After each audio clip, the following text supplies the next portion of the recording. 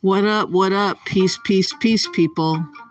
Today we're going to have a very interesting discussion, a topic that I have heard about maybe 4 or 5 years ago, where I was living in one of these apartments and there was a woman that was describing her existence as a horrific and horrible gang stalking life. Wherever she went, she felt she was being followed. She felt that people were stopping her from doing normal things that she was doing. She was getting interrupted, harassed, bashed, and just tormented. Now, what comes to mind is I was looking at a couple of videos the other day, and I managed to see this one person that I heard of again. I had seen her on YouTube a while ago, but I missed contact with her because her name is so unique and I couldn't remember how to spell it. Luckily, Happy Companion had brought up her video and he provided a link and showed how her name was spelled. So I was able to see the video.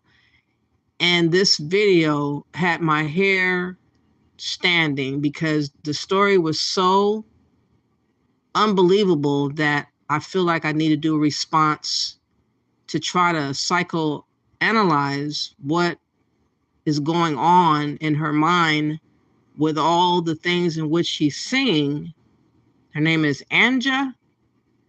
I think that's how you pronounce it. Anyways, she is describing a horrific experience in the Gambia. And she says a whole lot, but before I get to her video, let's see let's see what stalking is about. Let's try to understand the red flags, why it sometimes does happen, and understanding that people pretty much are crossing the line. Let's look at this in review. When we talk about stalking, it might be something we joke about, think is romantic. Maybe it's something we've only seen in movies. But in real life, it's terrifying, psychologically harmful, and it's a crime. Our guest today is here to talk about this important subject that's misunderstood and often something we minimize. Susan Kidder is CEO of Safe Connections. Thank you so much for coming by.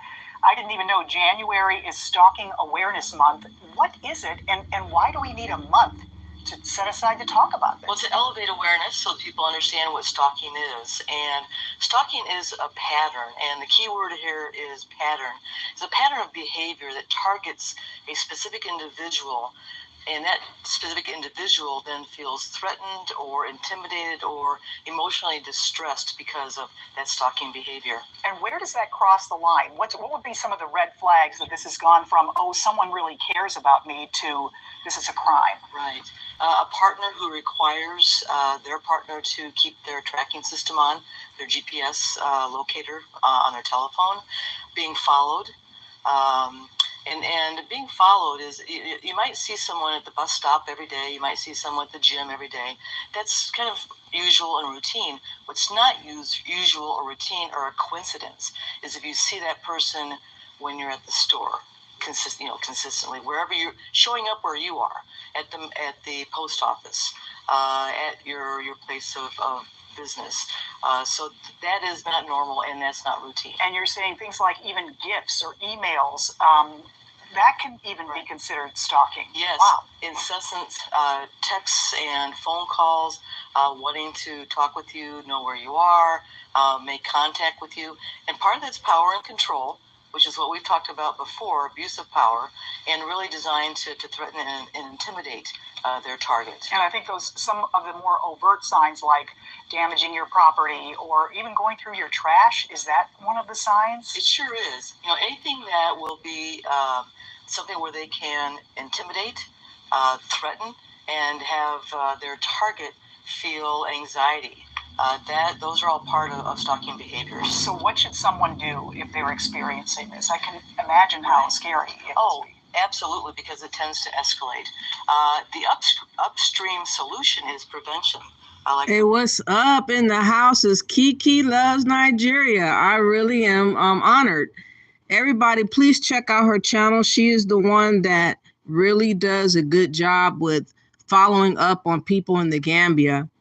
She is one of the people that I have watched, and she also has mentioned Anja.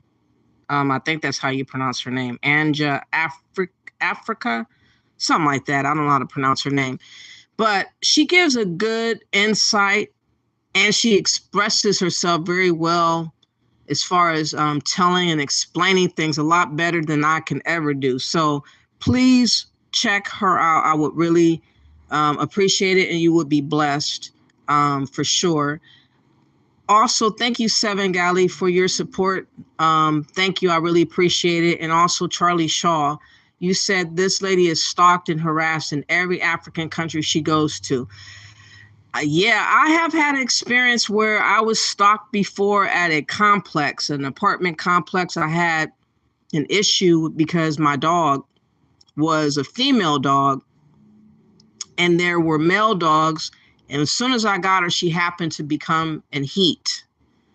And these renters did not feel like they needed to keep their dog on the leash. So we had a big ordeal. I had to go tell the manager I was going to have to defend myself if the dogs was going to, mess with my dog and this, and it was crazy. And then after that, stalking type of situations happening, following, threats, harassing, accusing this. I was accused of threatening people behind the scene. Just all this stupid stuff happened, and it can happen. It can happen at your job. It can happen at the place you live.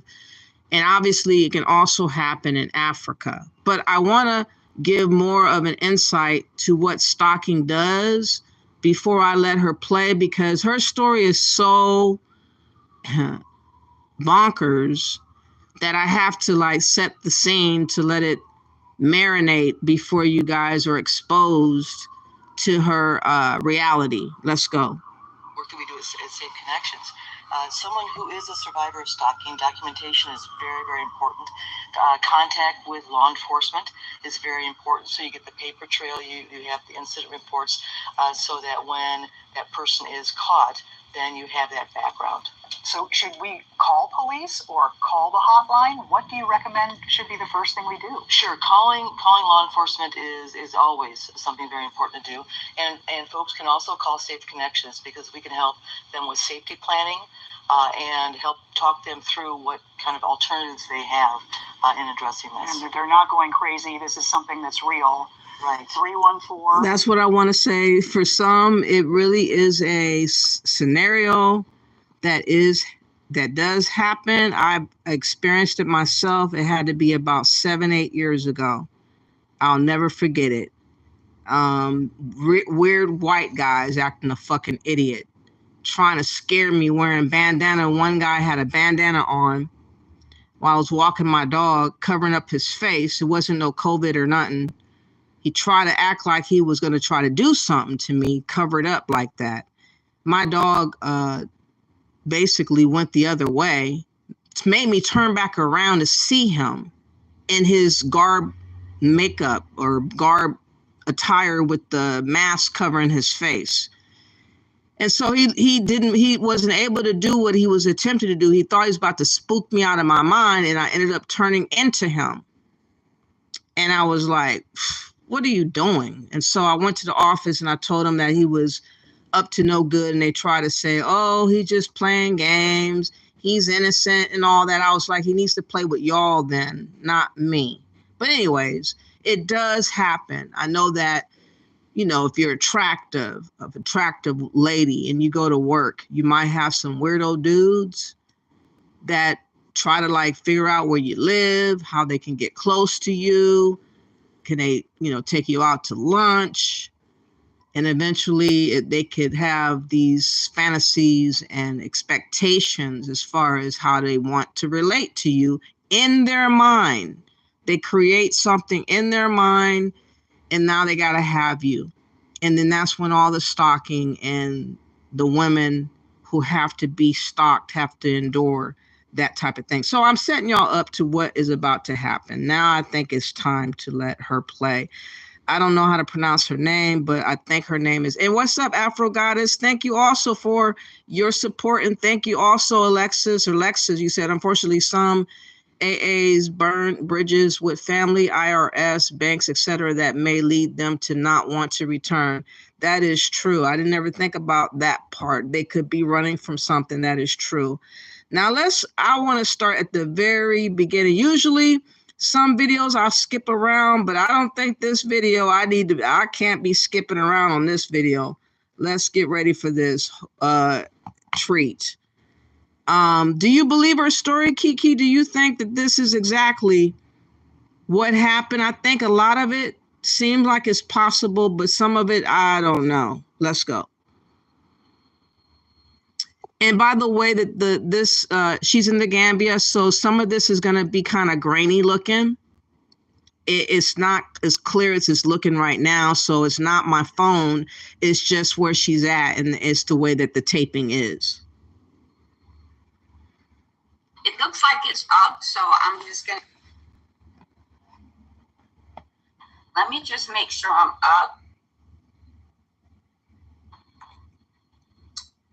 I have some stuff to talk about, so I had to come on today. I said, let me just go and try and do this to see if I could catch up with you all today.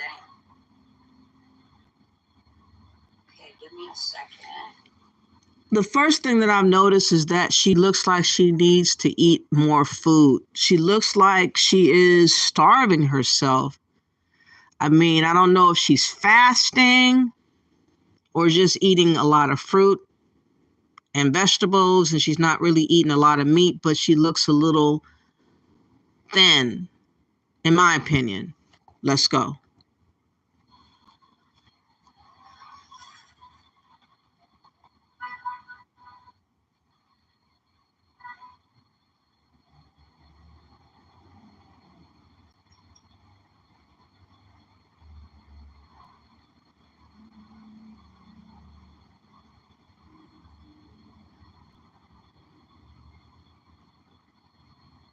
Okay, it looks like it's up, but I'm not sure if you all can hear me.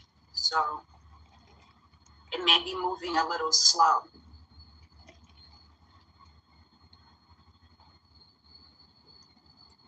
Okay, maybe it's working. So I'm just gonna continue. I came on today because I've been dealing with a situation and I want to make sure that you all are aware of what's going on in Gambia. There's been some suspicious deaths in the Gambia, and people have been suspect about it, but I don't know that people have really told all that they know. A lot of it is related to single women in the Gambia. So first, let me give you a little just preview of what happens when you come to Gambia single, okay?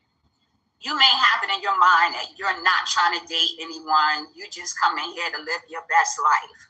Well, honey, from the time you get your feet on the ground, and I'm talking from the airport, people already have their eyes on you.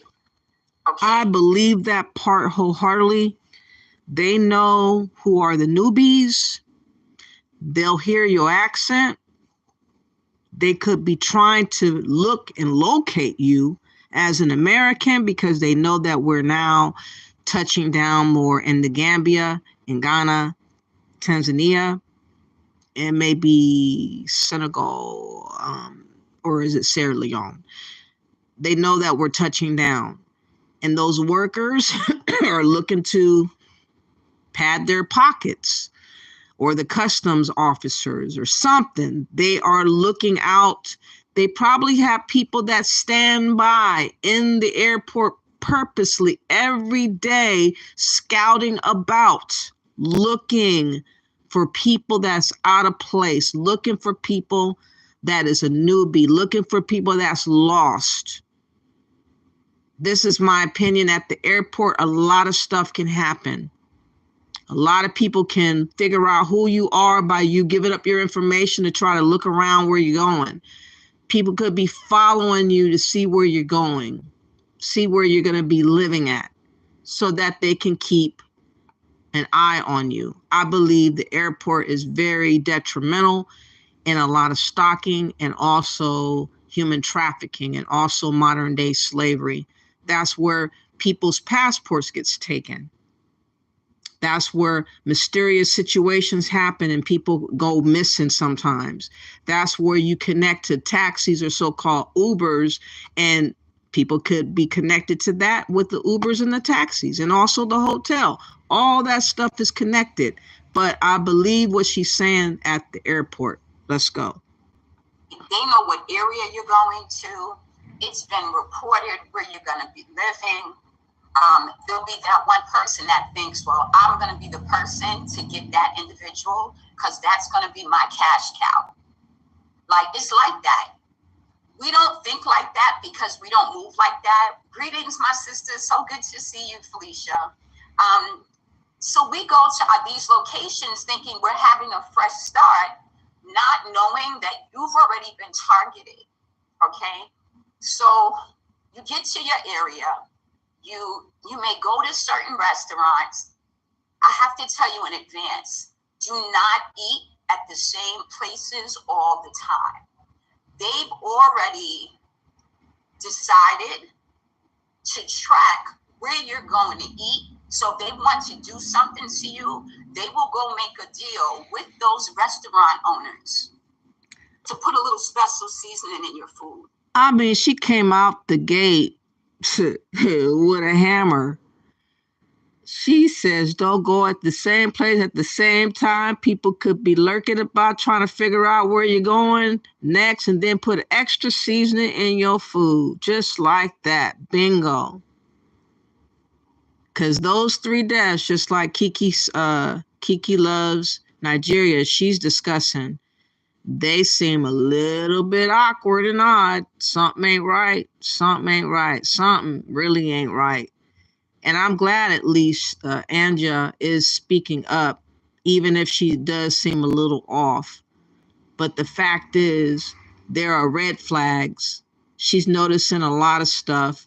We'll see and try to figure out which is true and which might not be as believable as time goes on. But out the gate, she is not sparing us no time telling her version of affairs and what she's endured. So she got something to say, y'all, and she's saying it.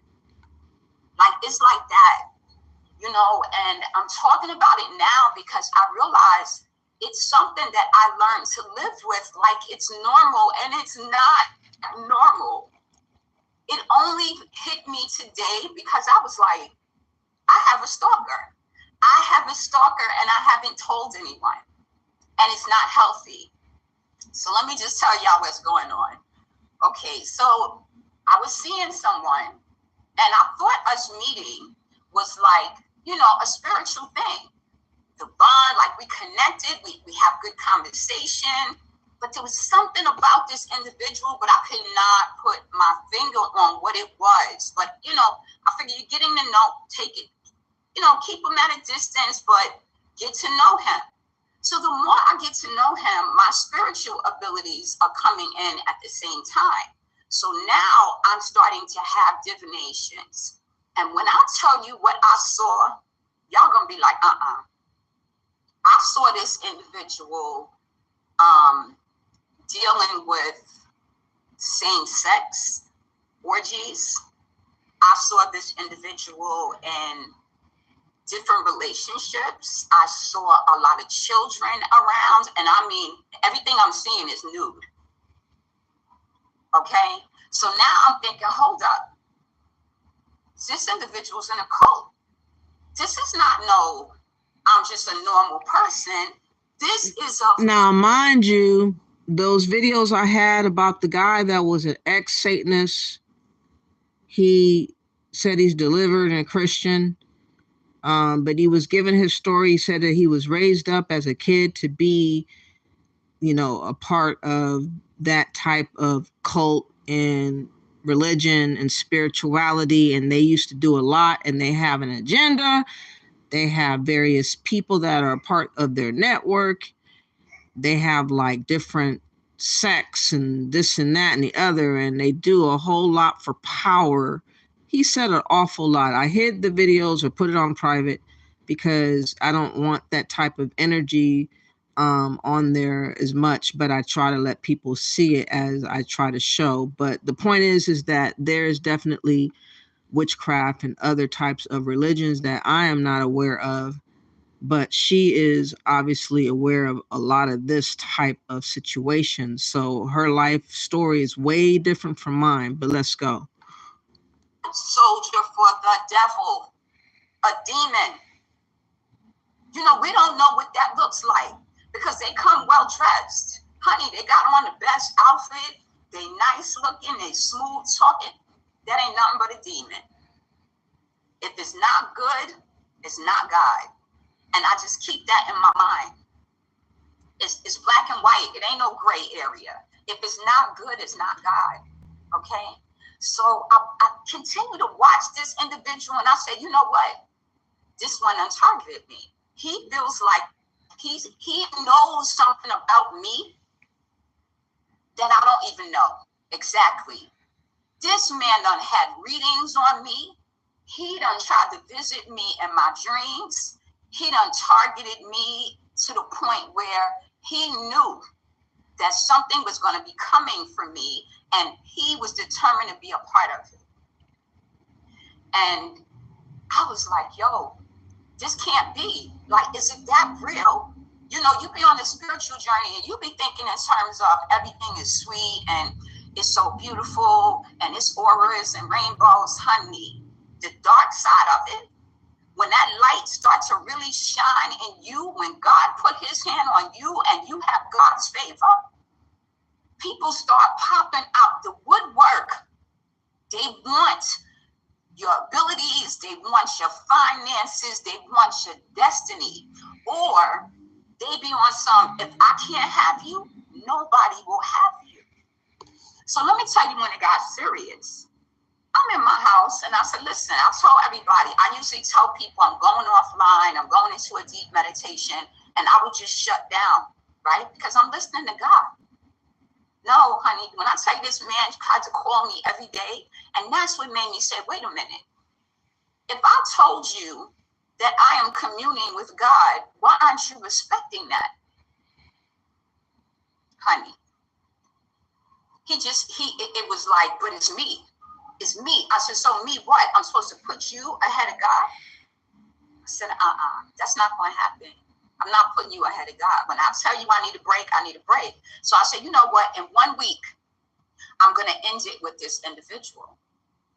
And I remember going out for a meditation, and I went into the woods. And when I came out, Spirit was like, you wrapping that up today. It's over today. This all ends today. So I was like, okay, Spirit, you ain't got to tell me twice. So let me tell y'all how God works, how Spirit works, and how your ancestors support you. I come out the woods, I'm walking down the road because I'm going to meet this individual to end it, right? So I go to walk on the road, and there's 3 men on the road, and one of them has on a black and white t-shirt. He walks away, so there's only 2 men there. One of the men says to me, he says, sister, when you went by, did I tell you what happened to this brother? I said, no, what brother? He said, my friend. I said, what happened? He said, well, the brother was sitting in front of a welding shop, and a huge compound door, metal steel door, fell on this man, crushed his head, and crushed his chest. And I'm like, oh my God, no, I'm so sorry to hear that. Is he okay? He says he's in critical condition. He said, but that's not all. I said, well, what else could happen to him? The little boy that was sitting next to him, he got his leg crushed. I'm like, oh my God, I'm so sorry to hear that. Please give the family my condolences. I was asking what hospital he was in. He basically told me he was too far away for me to go see him, but he would give him my regards. So I'm like, okay, Spirit, you had that man tell me that story for a reason. I'm on my way to break up with a demon, right?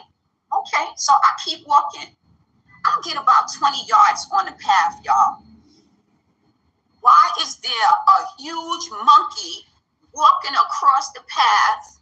He just walking. He turns and look at me real slow, and he stopped in my path. And I was just like, oh, okay. So then the monkey kept going. So I'm like, okay, I'm slowing down. I'm calm. You could have adventures with monkeys in Africa like this. Like, what is going on? Wait a minute. Oh boy, let me see what you guys are saying before I go further. She is really saying a lot right now. Maybe he kept calling because he likes you, but maybe he was targeting her. That's what Alexis says. The Rock, they need to humble themselves and apologize to their families and go home. I heard that.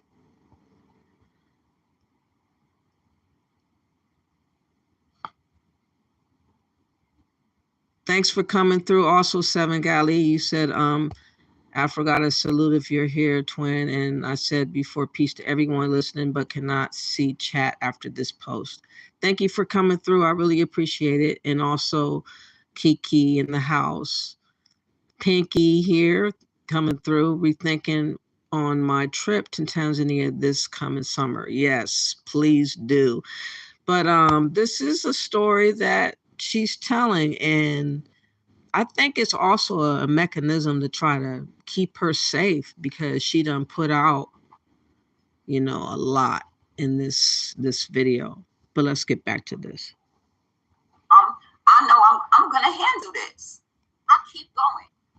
I get down the road another 20 yards.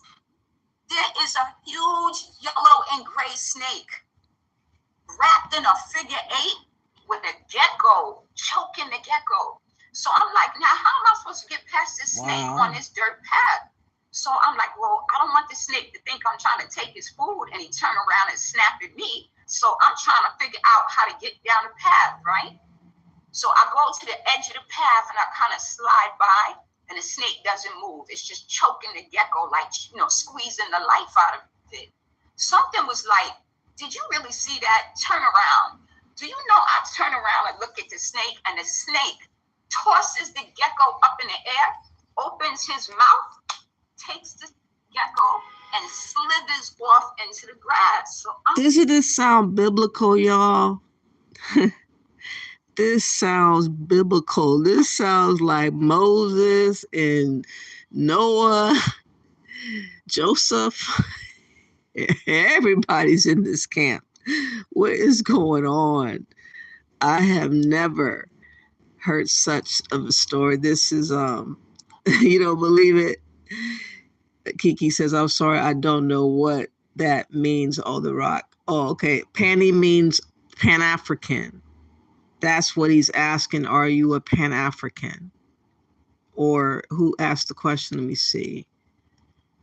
Whoever said, are you a panny? Oh, the Rock says, Kiki, are you as panny? Meaning Pan-African. Okay, let's go. Like, yo, this is serious. So I keep walking. Then I see a brown dog. So I'm taking notes of everything. Oh, it gets better. It gets better. So I get to the location where this individual is, and I look at him real good. And now, mind you, I already know he's a demon. He's a foot soldier for the devil. So I'm looking at him, and I'm like, that is the same costume he had on when I met him. Another sign, right? Signs, symbols, and synchronicities. I said, okay. So I said, well, do you want to sit over here by the water? He says, no. I said, okay. He wanted to sit like in a shaded area, but there was people there. So I didn't want him, I'm going to tell you what I'm going to tell you. I mean, these adventures, like I said, they seem biblical. It seems like the Stone Age, this type of stuff happened way back when. And you think that you'll never have to face such a thought with what is happening here. It is wow. Wow. Embarrass you in front of people. I go over to where he wants to sit, and I go to sit down, and the man who owns the place has a chicken. Greetings, greetings. Thank you for joining. And the chicken jumps up on the bench and follows me like, don't talk to him. So I shoo the chicken away. Now, the guy who owns the place has a white dog, and this dog is not security. The dog does nothing but lay on the beach the whole time. When I tell you the dog came up from the beach, it's a female dog, and she laid on the side of the tree by me. So he couldn't see the dog, but I could see the dog in front of me. So he's talking to me. He hasn't seen me. He misses me. And I'm telling him, listen, we need to wrap this situation up. He says, what do you mean? I said, there are such things as soulmates, twin spirits, and karmics.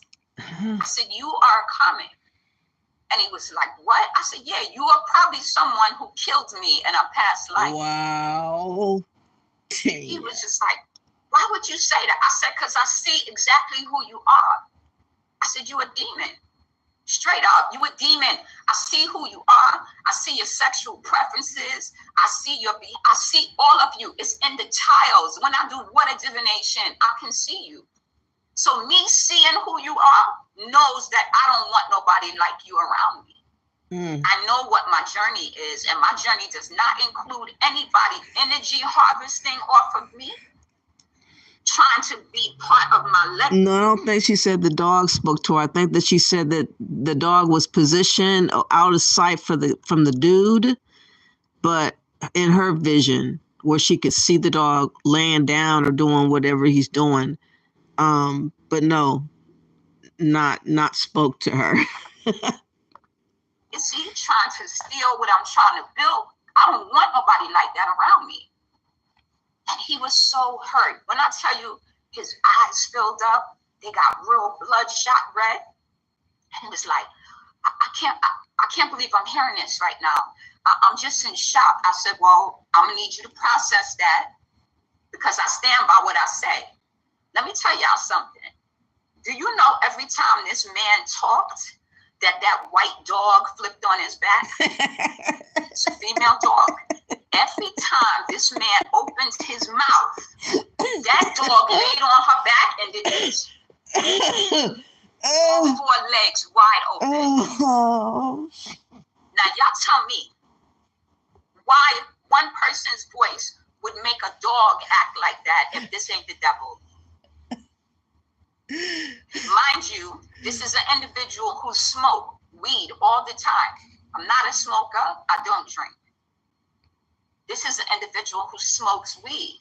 But here, and this is what we don't know, and that's why I said I had to come on today. People are using smoke gins. Oh, do y'all even know what a gin is? No. Gin. Now, if you are familiar with the I actually don't. I'm not quite sure if I want to know, but I'm gonna try to listen very gently. You might remember I Love Jeannie and little shows like that when you was younger. Yeah, so they would rub the bottle and the genie would come out and you could make a wish type thing. Well, people use gins in different ways. They can have gins take the possession of roaches and send you a curse of infestation. Oh, no, she is not. Oh, no, this is my first time hearing this part. Did she just... Hold on. And little shows like that when you was younger. Yeah, so they would rub the bottle and the genie would come out and you could make a wish type thing. Well, people use gins in different ways. They can have gins take the possession of roaches and send you a curse of infestation to your house. They can have a jinn take the place of a spirit, and every time you go in your bathroom and you look at your tiles on your floor, it will be an image of that person. People use sex magic here. You don't have to have sex with someone for them to use sex magic on you. Oh, Lord have mercy. What? You can have sex magic without having sex on the person against their will? What is going on? I don't know about this. I don't know about this part. Let me know, y'all. Tell me something. I do not know what she's talking about right here. They will do things like pleasure themselves, be burning a candle, chanting your name, trying to invade your dreams. I'm telling you, this is real. They would even have people that try to get you to drink or eat from them. Let me tell you, I don't eat from places no more. Ever since I realized that this individual was stalking me, I said, you know what? I don't see him, but I know he is watching me. And sure enough, what he was doing was hiring the people that are working around me. There's 3 houses being constructed around me. He's hiring the construction workers and having them watch me and report when I am leaving, when I'm coming back. When I would go. Can you imagine if you really felt this way, would you stay? If you felt like, and she's by herself, so, and they're mainly men. She's saying slews of men, and she's not wanting to leave. I don't get this part. Around me. He's hiring the construction workers and having them watch me and report when I am leaving, when I'm coming back. When I would go to walk in the woods, I would feel like someone is following me. Sure enough, he's telling these people when I go on the beach that own the restaurants, look and see where she's going. Look and see who she's talking to. Mind you, I'm always alone. So that's probably not the best thing either. I know everybody, but I'm moved by myself. So this is more than somebody, you will have people latch onto you and they will harvest energy from you. The Rock, please leave Kiki be. Please don't harass her. She came over here to support me. Don't harass her. Please. Right? They will be pulling your energy and you don't even know this is possible. But the reason why I came on to tell y'all this today is because this situation of me being stalked is not new. This happens to a lot of women here, but I don't think they realize the intricacies of it. They will get the whole community involved. They will tell the local restaurant, yo, when she come, let me know what days she come and what she order. Because when I'm ready to get rid of her, I'm going to slide it to you. I'm going to hit you off with a couple of Delasi, and we're going to take care of that problem. And they will be down, the whole community, just like that. Like you was never nice to them, like you was never a good person. You will always be a foreigner.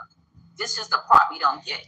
Many of us come here and we are like, oh, I sure get. I don't know what she's talking about, but plenty of y'all don't seem to get. We're always going to be what we are, irregardless of how people try to paint it, how they try to rearrange it, how they try to make a whole nother storyline to fit their agenda. It does not matter. We are who we are.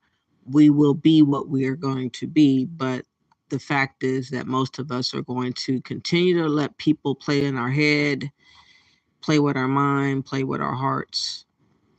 And Pan-Africanism, unfortunately, is that vehicle that does a little bit too much for my understanding. So I'm so confused right now on why this is the story, and she is not willing to take her butt home. I understand bending and everything, but all of this, and she's just warming up. This just want to integrate. I don't want to be called a two-bob. I'm African. I'm this.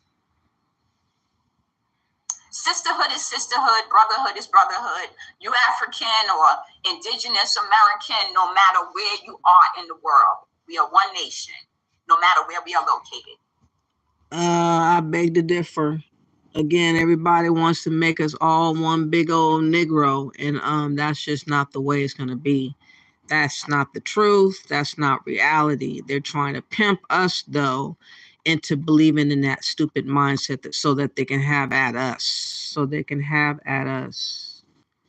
That's a way to have at us. Because everybody else is the antagonizers at us. So that's the truth. Let's go. Okay? So you gotta come here with your eyes open. And yes, I will be making moves. I saw somebody say, come back. You know, I'm coming. I have some moves I have to make because with everything that I'm discovering, God has me on another mission right now. And that mission that I am on currently is calling out sex offenders. And that's why I realized I was coming in contact with these people. Because this individual is part of a cult, and I believe that there are children that are involved in this process. I believe it is coming from the U.S. because the contact is in the U.S. and they're doing it. Oh, Lord, save me from my troubles. Under the guise of a church, acting like they're giving out donations to poor people. They're roping these poor people in and their children. They're doing sacrifices and rituals right here in the Gambia. And I'm sure in other places in Africa as well. And what's so deep about it is if y'all have been following me on Facebook and other places, you know I did a video where I talked about being a child from a firstborn ritual, right? My paternal grandfather, who is from Barbados, came to New York City and somehow got connected with a men's group, which I'm going to presume are the Freemasons, one of these types of groups. They get him connected with the Episcopalian Church, and they promised them wealth. Hey, she's one of the witnesses of the Bible. Is that what she is? Hey, wait a minute. Is she one of the witnesses of the Bible? Is it possible that she's one of the witnesses of the Bible? Because she's witnessing right now.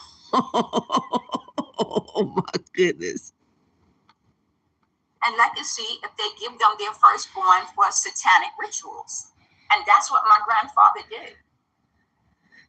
And how did I find out about that?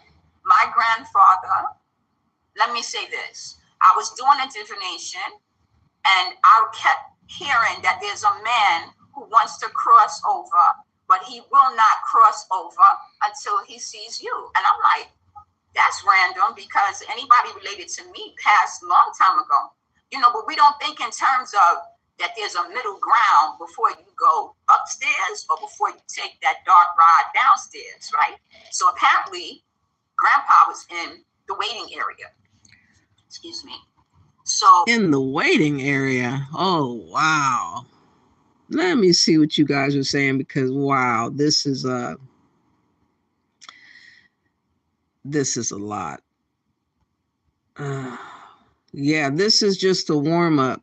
Now she's talking about the kids and the trafficking and it's from America and wow. I mean, it's possible. It's not like it's not possible. That's the thing. So even if she's absolutely wrong, it's not like it's not possible. That's why the story seems like it is credible because it is indeed possible. But it is an incredible story to listen to. You said, I'm stressed listening to this. Oh, wow. This is wild. Let me see. What's up, Martin Norwood? Thank you also for coming through. Everybody be nice in the chat room. We should not have somebody come for the very first time and people antagonize one another. we were talking about this woman and her mental stability right now with her story and what she is saying. She's being gang stalked. And what does that, most people, if they're going through that, they will want to try to get away. You don't want to endure. You don't want to be tormented. So I'm confused on why she is still sticking around, why she thinks it's okay to, you know, uh, continue forward when it doesn't seem like it's pleasant. If it's not pleasant and pleasing, if you have anxiety, and the reality is that every turn that you make, you have to be very cautious. I mean, that's like walking a tightrope. I don't think I would want to live like that. Charlie Saw says, so deviations are some kind of ritual. This is what I don't understand, because I've heard of deviations before, but I never really looked into that. I know that rituals can be done for money and to upgrade your life, and supposedly just different things that they do, ceremonies and stuff that they do. Kiki Loves Nigeria says, Pinky, but she spent all her money getting to the Gambia. She did. I can just hear your voice right now. She spent all her money getting to the Gambia. Pinky says, poor, too poor for traveling. Charlie Shaw says, dang, all her money. Why go if you don't have money to support yourself? That's just incredible. She looks like she is frail, like she's not eating a lot. Kiki says, yes, deviation is when you reach to the spirit world and try to connect with another spirit to find out things about people, places, and things. Isn't that against what God says that you're to do, though, according to the Bible? I know that the Bible, of course, has been tarnished and messed with, but still, isn't that one of the things that it says that you're not supposed to partake in? I think that I've heard about that being in the Bible. Seven Galley says she can see all of that, but didn't foresee she'd be in that predicament. Exactly. You have all this seeing, and yeah. But sometimes you can be blindsided by particular people that's working on blindsiding you. I mean, there are people that's dedicated to blindsiding you or setting you up or getting you caught up or getting you included in. There's people lurking about. There are very intrusive types of people. And if you're in an environment that you don't control and you're outnumbered, I'm sure it would feel like gang stalking, even if it's not exactly that, because everybody has all eyes on you. Everybody has eyes all on you. They're trying to see when you leave, when you come, who you're with, what you do, how you do, when you do what you do. That has got to be stressful in itself. I cannot imagine going alone and trying to wing it. There is no way. And I could even expect a 20, 30, 40, 50 number, because there's still, you're outnumbered. Even if you had 1,000, you're still outnumbered. Especially if there are other weapons and stuff involved and you ain't got none, you are done. So I don't want to go nowhere where I don't have access to protection and I'm just asked out type of thing. They have all these coups and everything. Anyways, I'm digressing, but I'm just ranting a bit. The realities of Africa are really the realities of Africa, and we need to speak those truths, irregardless of how people feel about trying to baby it and coddle it, and make believe about it and paint a pretty picture of it. I'm not here for that. I'm here to give it the way that I see it, and the way that it feels, and the way that I see stories and how things are turning out. I see that this woman right here, who is middle-aged, who is starting to come unraveled, and she's seen a lot, she's been through a lot, she's felt a lot, and she's acting out and ranting about. But this is an incredible story. And this is just one of the things that I just want to keep in mind, that, you know, when you are somewhere where you're out of place and you're outnumbered, you're at the mercy of everybody. You're literally at the mercy of everybody. I cannot get with that feeling. I cannot. So he just came to me in a vision and just appeared. And I'm looking like, no, because I deal with sex offenders. What are you doing there? My judgment, who I decree, who I send down below, are people who have hurt people in this lifetime. And I'm like, no, don't tell me this. Before I could say anything, all these naked babies popped up around my grandfather, and I realized it was all the firstborns in the family. Firstborn from the grandchildren, firstborn from, you know, my father. I was the firstborn grandchild. So guess who was sacrificed? Wow. And I'm like, no, you cannot tell me this. But I have to know this. You know why?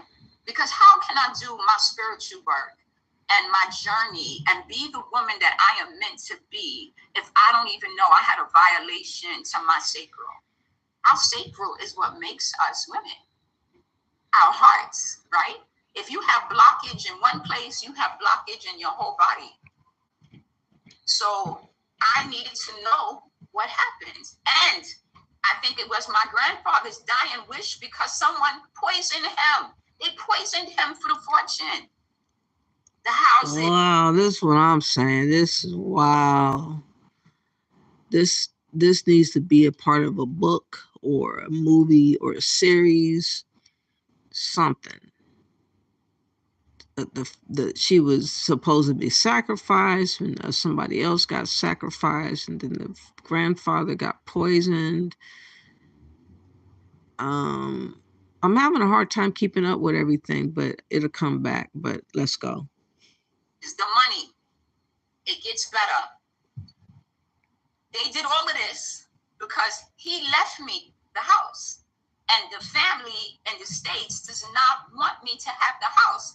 These people done took out life insurance policy on me. Wow. And that's how I met this individual here. Ooh. They contracted from the States for this individual to target me, to take me out. She's saying that her family was involved in the contract to take her out as well. Now, wow, this is...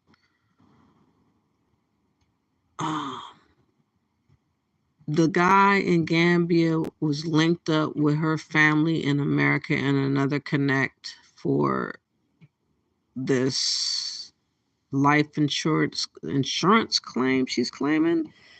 Wait a minute. Fortune, the houses, the money, it gets better. They did all of this because he left me the house. And the family in the States does not want me to have the house. These people done took out life insurance policy on me. And that's how I met this individual here. They contracted from the States for this individual to target me, to take me out. Do y'all hear me? That's why I have to stop it from time to time, because it is so intense. I have such a headache right now. I really do. The pressure in my eyeballs listening to this, it is straight up whatever it is. The energy is definitely off energy, and it is chaos. It symbolizes chaos and like crash dummy. A crash dummy. Feels like crash dummy energy. You said, Seven Galley says, I don't envision recovery of her mental faculties at this point. No, she's not coming back anytime soon. But I think she's seen a lot. I think that with her saying everything, that it's coming out, like, I don't know. One day she had all this stuff happen and everything just came to a full circle. Do you believe some of this stuff, Seven Galley? How much percentage do you give her? Like, you give her 50% of the story, or do you give her 75% or 25%? Lexa says either she is a schizophrenic or telling colorful truth. That's what I'm saying. Very colorful. She has a lot to say, though, and she hasn't really taken a whole lot of breaths in between. She says, but that's a lie. No one can take out a life insurance policy on you without your permission. Oh, you can't take out on life insurance on someone, even if they don't know. I always thought that you could sign somebody up. I didn't know you had to give permission. Is that true? I mean, because some people, how would you have to, why would you have to get permission, though? I don't know. Charlie Shaw says maybe she is ethnically Caribbean. Who? Or her? Oh, maybe she is. Maybe that's what's different about her. Maybe she was raised Caribbean like more. I just thought that she was an average, like, American like type. I don't know. She just seemed like she just changed in the last few years. Something happened. How long has she been in the Gambia? For 2 years? Let me see what else you guys are saying. Okay, let's go back to that. You said horny weed ghost dogs in the Gambia. Martin, she's not from Caribbean. She's from the U.S.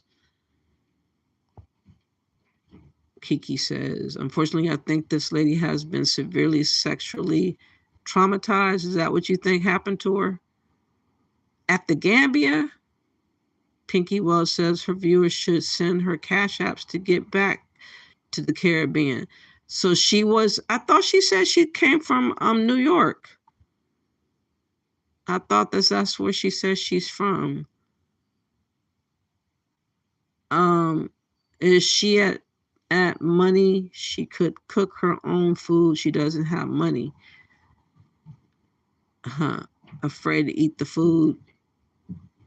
She's skipping meals because she's broke.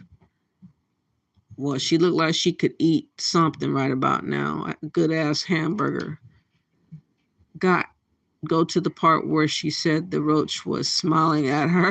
I haven't heard this. She's skipping meals, baby, because she thinks she's going to be poisoned. Yeah, maybe. Maybe she's totally not trusting to do. Yeah, but that's what I'm saying. Why would you want to live like that? Yeah, she does look exhausted and defeated. Unfortunately, she looks like she's skipping meals. Man. She can see all of that, but didn't foresee she'd be in this predicament. Let's go back. Y'all like, ooh, come back. But guess what? That's where it all started. The family in the States contracted to Africa because they're probably in the same religious practice. Take her out and everybody will get paid. Wow. Sad but true. So what I find is that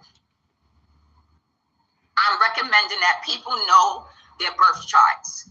Study your astrology chart, y'all, because you have no idea who you really are unless you know your birth chart, your destiny, your purpose. Like some of us, we lost. We're not really sure what we should be doing, how we should be doing it. It's all in your birth chart.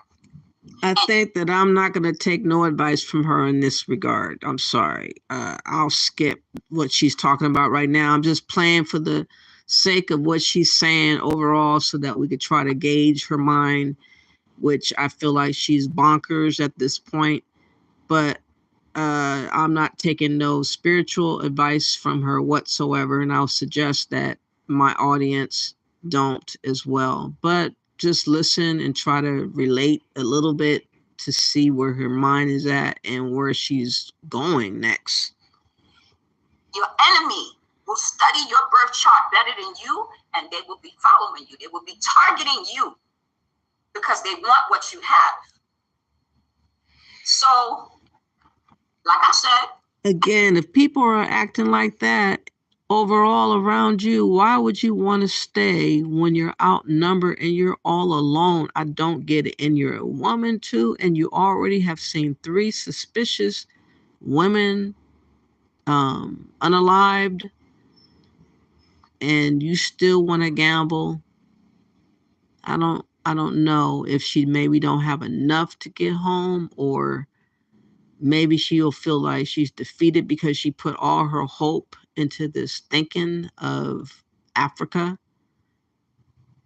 Like she's sold her soul to the notion of Africa. It maybe. after my grandfather told me what he did, I did a live. But when I tried to upload the videos, I noticed that I was shadow banned on YouTube. They was controlling me, posting, doing lives. I was having problems for a long time, but I kept thinking it was the internet. Come to find out, I was shadow banned on YouTube. They probably paid someone not to let the videos go through because they're trying to control what I do. In addition to that, we're even going to talk about all the dark magic, curses, and spells sent in my direction to try to stop me from getting the message to the collective. So I said, you know what? I'm going to come on live today because y'all need to let people know. I need to let y'all know what's going on. So if anything happened, don't let nobody tell you otherwise. You know it was all a conspiracy, a plan to try to take me out. I'm not that concerned, quite honestly, because I have God's favor, but I know there will be people coming here who will not have God's favor, and it may not be as safe. And we have to know. We have to know when we get on ground to have communities and networks and people we are connected to, whether we are here or we are abroad. You cannot move alone. That whole thing is a Western concept. You don't need nobody. Be independent. When you do that, that's the easiest way for somebody to get to you and take you out. And it has happened here. There was one sister here. I didn't even know her, but in a way I did, because it seemed like every place I had ever been and did a video, this sister was doing videos the same way. So we was like really had a lot in common, but I didn't know her. Her name was Audrey Davis. So all I hear is, this sister is supposed to be getting married in 1 week. All of a sudden, the sister turns up dead. Ooh. She's 54 years old. Ooh. How? From what I heard, she didn't have any health problems, computer equipment. She's buying land and chickens. Did you hear that name, Kiki? Because this is, I think, a new one. Another one? Is this number 4? Oh, wow. Hold on. This is getting crazy. So all I hear is, this sister is supposed to be getting married in 1 week. All of a sudden, the sister turns up dead. She's 54 years old. How? From what I heard, she didn't have any health problems, computer equipment. She's buying land and chickens. Her name was Audrey Davis. And I believe the channel she had was Soul Star Healing, something like that. When I post the details, I will make sure I put it because I want y'all to check her out. So here's what happened. I heard this sister passed away because someone called me, said, Andrea, do you know this sister? I said, I don't know her. He said, oh, we thought you knew her because y'all was sitting a few seats from each other at this event. I said, no, it was so crowded, I didn't even look to see who was there. Okay. So I heard this sister pass. So every time I saw one of her videos come up in my feed, I would just share it because I didn't know her, but I felt like out of respect to her, I would do that. So I shared her videos. So one night I'm sleeping and I just get this urge to jump up and go to the bathroom. Like I can't hold it, like out of nowhere. So I'm like, okay, I don't know what that was about. I didn't even drink before I went to bed, but I jumped up, I went to the bathroom, and when I was coming back in the bathroom, I kept rubbing my chest like I had a pain. in my chest. And I was like, I don't even know what that is. Maybe it's something I ate. So I laid back down. So about 4 o'clock in the morning, I'm up. One of the sisters from the Gambia calls and she says, Andrea, you up? I said, yeah. She said, oh, because your video just came through. I said, what video? It's 4 o'clock in the morning. Now she's in Gambia. She said, the video you did on the sister Audrey. I said, I sent that video 12 hours ago. Why is it coming up now? The sister says, well, let me tell you, my daughter works with her best friend. I'm like, okay, it's not a coincidence that we on the phone at 4 o'clock in the morning and somebody wants us to talk. So the two of us start talking and I say, we got to do something for the sister. She said, I want to do something. So she says she's going to take the responsibility of organizing a memorial. I said, when you get everything organized, I will post it on all my channels. I'll do the best I can to help. Okay. So now the sister called me back and she mad. And I said, what's the matter? She said, these people here don't care. I said, what do you mean they don't care? She said, I'm trying to tell people that this sister died and people are acting like I didn't know her. Oh, what you want me to do? But then a sister's dog dies and everybody's sending their sister condolences about her dog.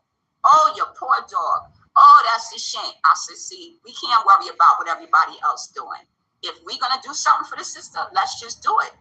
So I ended up just doing a post and, you know, a couple of other things for the sister. And then we ended up talking to her best friend on the phone. We get on the phone with the best friend. And the best friend says to me, Andrea, did you know her? And I said, no, but I feel like that could have been me. I don't need to know her. So let me say, yes, that's my sister. Okay. So she said, well, you know, the husband told me an odd story. I said, what husband? The man she's supposed to marry. She said he was mad because he was calling the family, telling the family in the States, y'all are too selfish. Why won't you send for her body so I can accompany the body back to the States? Do y'all hear this? All the man had to say to the family, he is Gambian. Why haven't you sent for her body yet so I can come back with the coffin? That's what he had to say to the family. So when I talk to the sister now, the sister says to me, the girl, her friend, she says, do you know how she died? I said, I don't know, but I feel like it had something to do with her heart. And she said, well, how do you know that? I said, what do you mean, how do I know? She said, the husband called me, the fiance, and said, he had to jump up and pee and go to the bathroom. And when he came back, she was having a heart attack. Is that not what happened to me when I ran to the bathroom? I said, okay, I'll see what time it is. She's trying to tell me something. So she's going to communicate with me again. Then another time, so we had that conversation. We talked about, you know, organizing, talking to the rest of the family to see if we could put the clues together. About a week later, I have another dream where the sister comes to me and she shoves a plate of food in my stomach so hard that the pain woke me up out my sleep.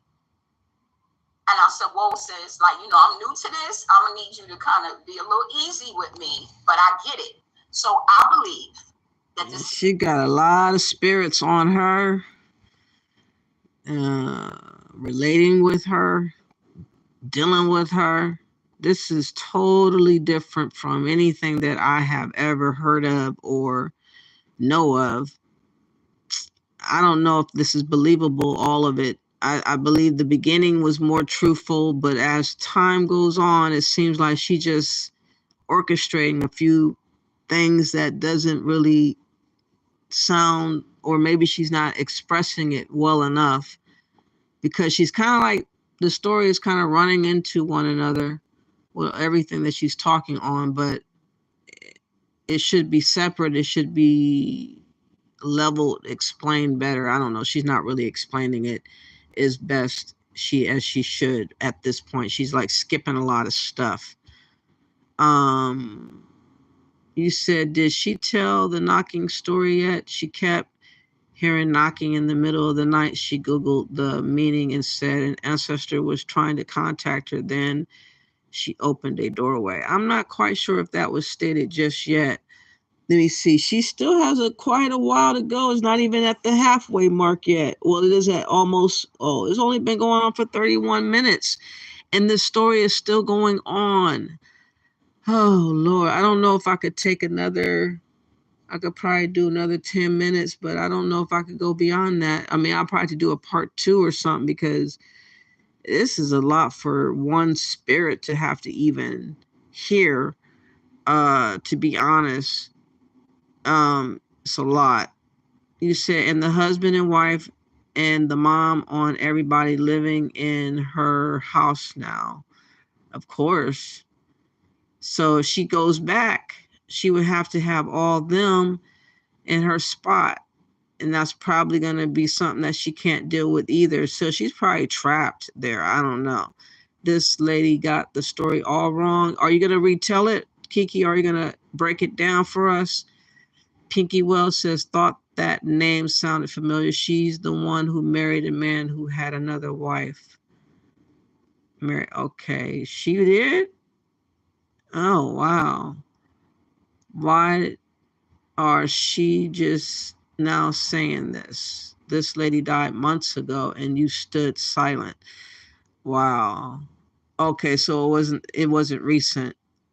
I think I seen her video before, that lady that she just showed, but I didn't watch a lot of her stuff. So her sister.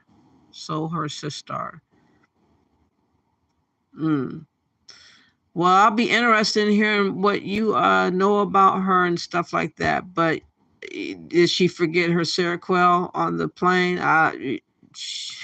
You think she's schizophrenic?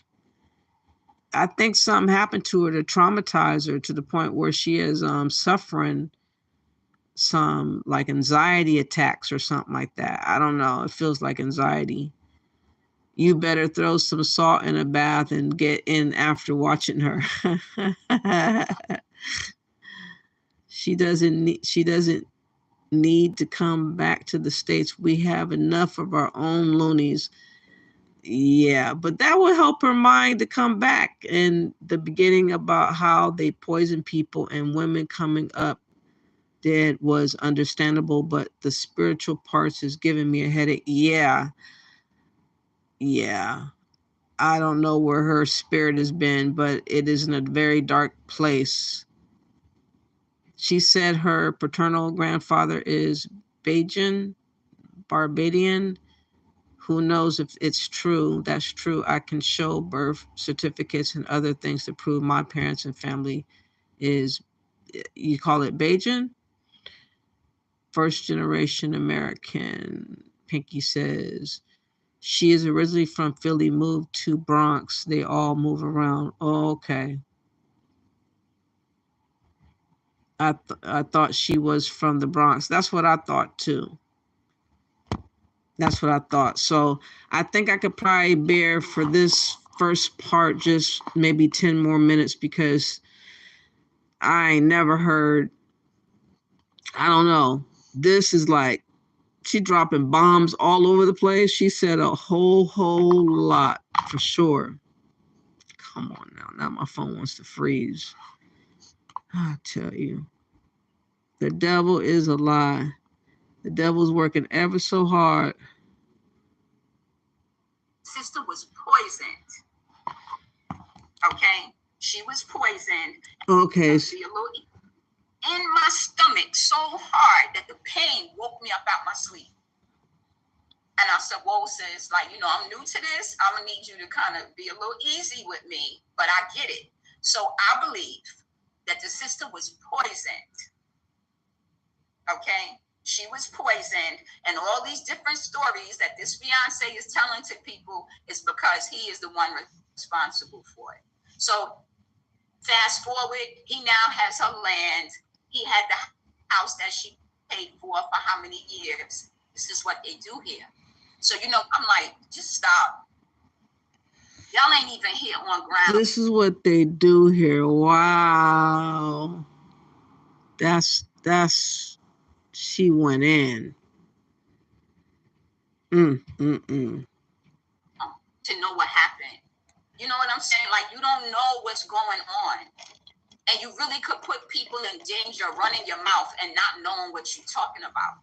But I came on today because I wanted to show y'all these individuals that I'm dealing with that I believe were targeting, I know they're targeting me, and that they are also, I believe they're family members. I believe it's a brother and a sister crew that work together. They target people and they do all kind of hexes and spells and try to do curses and energy harvest from people. They use monitoring spirits to watch you. They will use birds and animals and people, all kind of stuff to be. We need some scripture up in here. We have to cleanse this space. This is Ezekiel 13. We got to cleanse this space from this feeling, because it is on my heart right now. Let's go. Chapter 13. And the word of the Lord came unto me, saying, Son of man, prophesy against the prophets of Israel that prophesy, and say thou unto them that prophesy out of their own hearts, Hear ye the word of the Lord. Thus saith the Lord God, Woe unto the foolish prophets that follow their own spirit and have seen nothing. O Israel, thy prophets are like the foxes in the deserts. Ye have not gone up into the gaps, neither made up the hedge for the house of Israel to stand in the battle in the day of the Lord. They have seen vanity and lying divination, saying, The Lord saith, and the Lord hath not sent them. And they have made others to hope that they would confirm the word. Have ye not seen a vain vision? And have ye not spoken a lying divination? Whereas ye say, The Lord saith it, albeit I have not spoken. Therefore thus saith the Lord God, Because ye have spoken vanity, and seen lies, therefore behold, I am against you, saith the Lord God. And mine hand shall be upon the prophets that see vanity, and that divine lies. They shall not be in the assembly of my people, neither shall they be written in the writing of the house of Israel, neither shall they enter into the land of Israel. And ye shall know that I am the Lord God.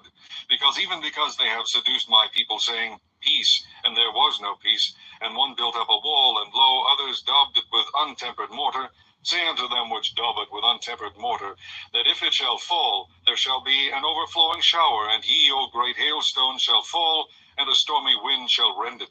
Lo, when the wall is fallen, shall it not be said unto you, Where is the daubing wherewith ye have daubed it? Therefore thus saith the Lord God, I will even rend it with a stormy wind in my fury, and there shall be an overflowing shower in mine anger, and great hailstones in my fury to consume it. So will I break down the wall that ye have daubed with untempered mortar, and bring it down to the ground, so that the foundation thereof shall be discovered, and it shall fall, and ye shall be consumed in the midst thereof, and ye shall know that I am the Lord. Thus will I accomplish my wrath upon the wall, and upon them that have daubed it with untempered mortar, and will say unto you, The wall is no more, neither they that daubed it, to wit, the prophets of Israel, which prophesy concerning Jerusalem, and which see visions of peace for her, and there is no peace, saith the Lord God. Likewise, thou son of man, set thy face against the daughters of thy people, which prophesy out of their own heart, and prophesy thou against them. And say, Thus saith the Lord God, Woe to the women that sew pillows to all armholes, and make kerchiefs upon the head of every stature to hunt souls. Will ye hunt the souls of my people, and will ye save the souls alive that come unto you? And will ye pollute me among my people for handfuls of barley and for pieces of bread, to slay the souls that should not die, and to save the souls alive that should not live, by your lying to my people that hear your lies? Wherefore thus saith the Lord God, Behold, I am against your pillows, wherewith ye there hunt the souls to make them fly, and I will tear them from your arms, and will let the souls go, even the souls that ye hunt to make them fly. Your kerchiefs also will I tear, and deliver my people out of your hand, and they shall be no more in your hand to be hunted, and ye shall know that I am the Lord. Because with lies ye have made the heart of the righteous sad, whom I have not made sad, and strengthened the hands of the wicked, that he should not return from his wicked way, by promising him life. Therefore ye shall see no more vanity, nor divine divinations, for I will deliver my people out of your hand, and ye shall know that I am the Lord. You understand what I'm saying? I had to counter that stuff. I had to counter that spirit, that vibration, her voice, the spirit, the intention behind it is chaos. I'm glad I heard that scripture, though. It really set things right. The devil is a lie. You ain't never lied. The big white Bible. It strengthened me right there. I was strengthened for a second, Kiki. Don't get in my way now. Yeah, the big Bible with the red writing. It helped me through the roughest times. Lexa says, when we pull out our ancestors' Bibles, it's for emergency purposes. Oh, yeah, we got those sacred numbers and addresses and people's names. Yeah, we got it all. Lord have mercy. But I had to do that. I had to offset that energy because I was really feeling like my heart was about to explode. I could not let that go through. We have to temper this. We have to take it easy and ease up on this type of talk. In your business, they will even try to hack into your phone, your laptop, your accounts. Like they on it. I'm telling you, this is what I believe, that what she's saying there, people really want to get your information. People, just like Happy Companion was talking about, when people ask you, who are you? They introduce themselves and you say, oh, my name, for instance, is Robert. Robert, what's your last name? They don't need to know your last name because people are performing different rituals and stuff off of your name and off of what they can figure out about you, and different things are going on behind the scenes in places like the Gambia where people are not able to just go to work. They have too much time on their hands. They're sitting about lingering. And then when somebody comes along new, it's like action. Ready, go, action. It is really that type of vibration, I can imagine. People don't have a 9 to 5. People are just laying low, hanging out. Then they see new faces, and then the games begin. I believe that's happening over there in that type of manner. I do believe that. You said my great-grandmother's Bible is a big white Bible, Kiki. I like the white Bibles too. Ain't they pretty? Some real criminal conspiracy level type stuff here. Okay? People don't have no idea. But I decided today, you know what? The reason why people like this get away with things is because nobody shows their faces. Nobody knows what they look like. All you know is they talking about people. So I'm going to show you who I'm dealing with. Let me give y'all a picture. I don't really go live often, so I'm not on enough to be like, well, I'm going to clip the picture and show you who it is. But this is the woman who is working with this individual. She is the one casting the spells. I don't know if y'all can see that. Looking like a proper witch. Oh, she did not. Casting the spells. Can y'all see that? She busted out with the picture.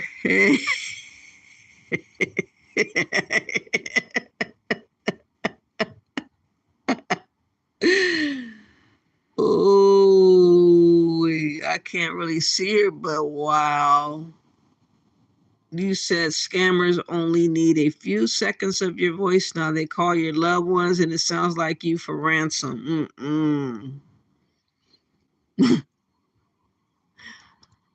Wow. Now tell me she don't look like a witch. Look under the chin. I'm hoping y'all can see this. Look under the chin.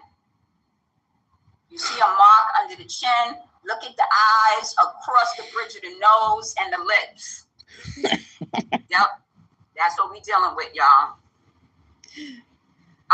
Also, harassing, copying content, sending spells, and the individual that she contracts to do her dirty work is this person right here. Oh my God. Now I'm gonna show y'all him.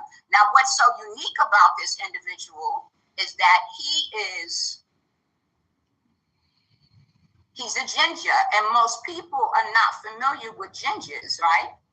And for those who don't know what a ginger is a red-haired black man, which would be a black man that has some type of European descent that makes him fully, like almost like la la la la la la la la la la la la la, a brown albino, if you will.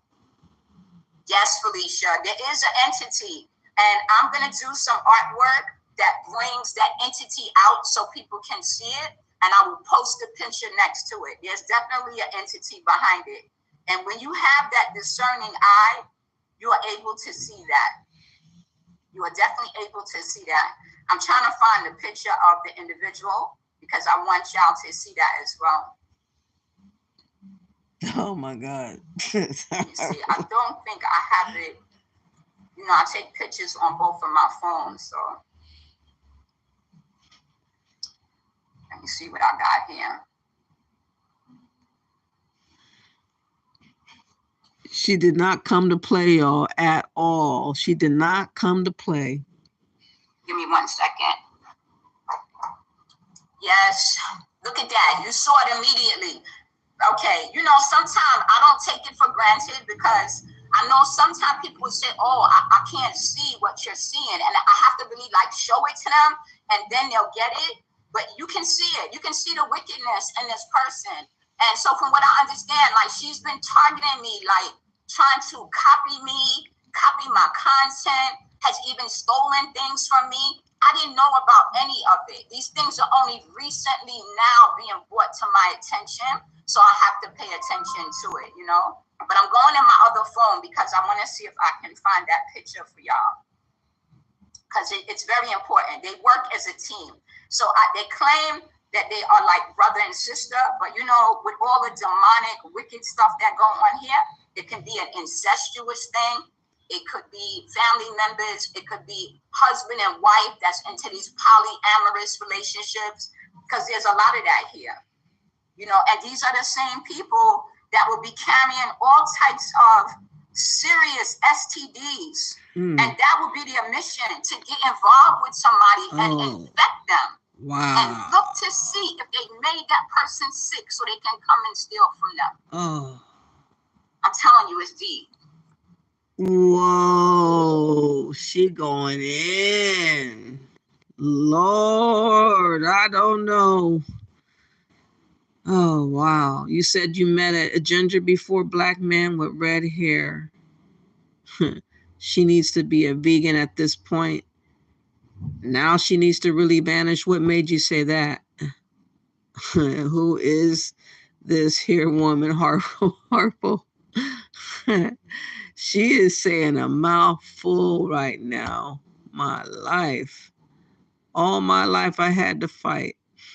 Imagine living with Anja. You would hear this all day. Everyone doing voodoo on you, going crazy. Oh my word. I don't want to be around that. Kiki Loves Nigeria says, me too. His name was Kim and he was cool. Lexus says, damn, it's only halfway. It is crazy, isn't it? It's so deep that I've had to like really sit back and wrap my mind around it. And like, how do you even explain this to people? Because generally, I like to believe that people are not this demonic, right? Like we are not, I don't believe we're inherently evil. I believe there are people that choose to be evil, right? There's a difference. So I was like, I'm not doing my people any type of justice if I don't come on and expose this, right? We have to talk about it. So I'm pulling up this other picture now that I want to show y'all. Yes, it's deep. If y'all have any questions, please feel free, drop it in the chat and I'll be sure to respond. But I was like, I have to talk about this because it's not being talked about. People turning up suspiciously dead, don't nobody know why. And it's just because people are just doing what they want. They walk around, they feel like you're alone, nobody's gonna do anything about it. They will stalk you, harass you, they will try to bully you. If you don't want to date them, you are either crazy or you must be a whore if you want to be alone because you don't want me. And if you don't want me, I'm gonna run around and make up lies about you. If I can't have you, nobody will have you. This is how people are. Yeah. Wow. Yeah. And so you know, if you're a person. So again, let's take a poll. Who would, hearing this story, hearing halfway of this story, would you ever settle to live here still knowing and feeling stalked? Gang stalked, that is. Tormented, let her tell it. People trying to set you up with witchcraft and all kinds of stuff, which reminds me, there was a story just recently in Ghana regarding witchcraft. Let me see if I can find that as a break, because Sister Girl is definitely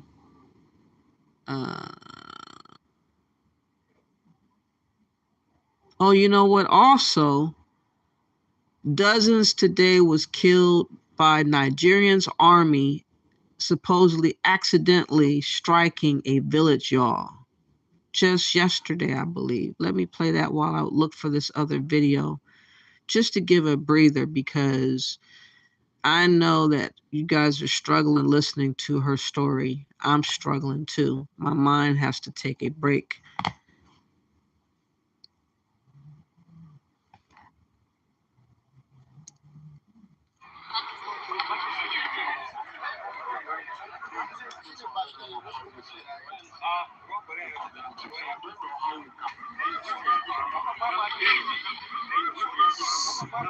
This is the end result because of the drone hitting a village, I believe killing like over 60 or 70, if not more at this point. I think maybe 85, I think they said. Let's see.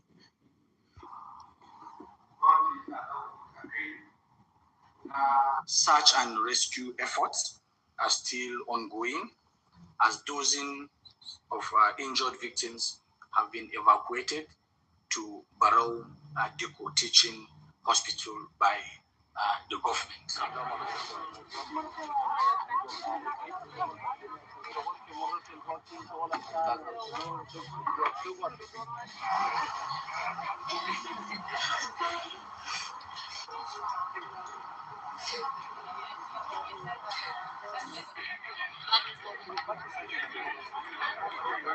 The Nigerian army was on a routine mission against terrorists, but unfortunately, some members of the Tudumbiri community were affected.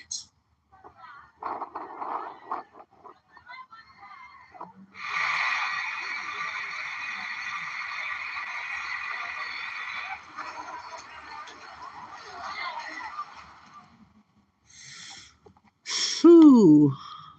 The Nigerian army is clumsy, killing so many people like that with a drone strike. There was a video that I just had earlier today talking about Ghana, and now I can't find it.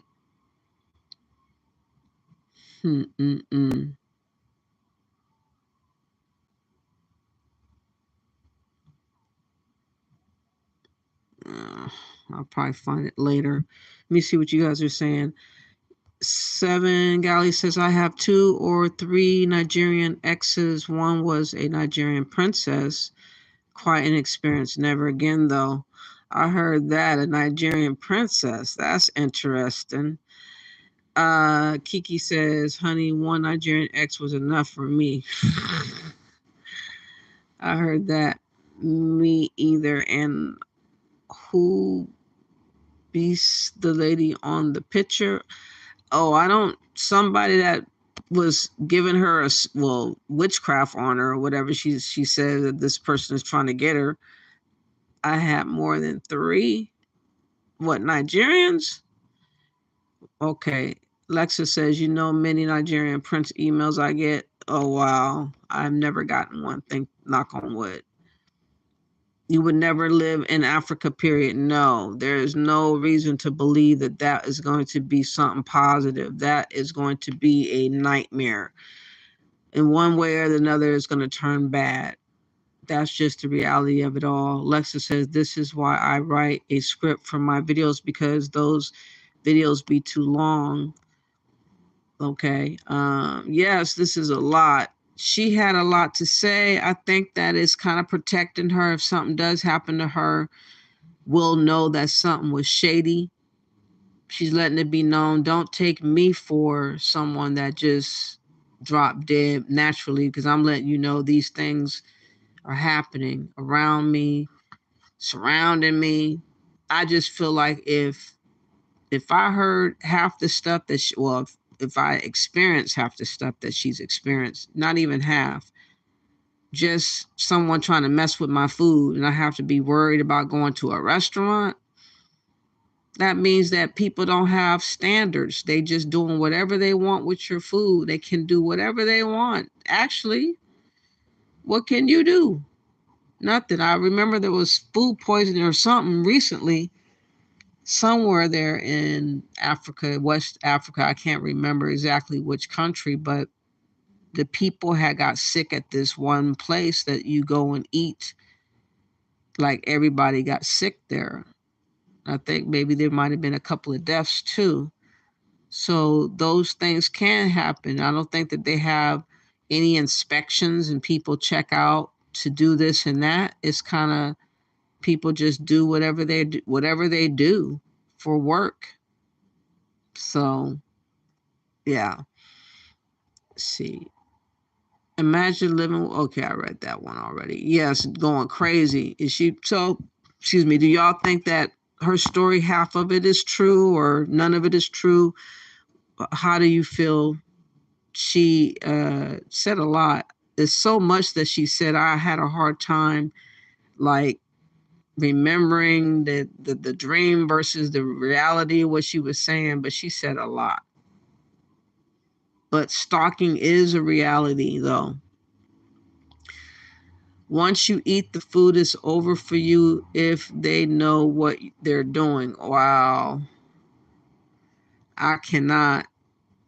I would never take chances like that. But that's what's happening in the Gambia. A lady is experiencing some weird phenomenons, stuff that I would never ever want to subject myself to. I just cannot imagine walking and seeing other people trying to see what time you leave, which direction you done went, how long you've been gone, to see if they got time to break in and grab and nab this and that. I mean, these scenarios have already happened with, I can't remember the name of that couple, the new arrivals or something like that. They got hit up a couple of times. They got done dirty 2 times, and they still stuck it out. It might even be a 3rd time. I think that they endured. It's just so much that is expected of us to endure and take. But while you're enduring and taking, you're losing your wealth. It is going down the drain very quickly and easily and effortlessly. And before you know it, if this continues for 4, 5, 6 more years, it's really going to look bad in the Black communities. And it's just looking like Pan-Africanism and this idea of trying out, while people's intention is to clean you out, but you want to try out or hope for the best. You're a sitting duck. This is just the reality of what it is. And one by one, people are getting picked off one way or the other, either through scams or investments or death, tied up in court. All this stupid stuff is happening. Now people are performing witchcraft on you.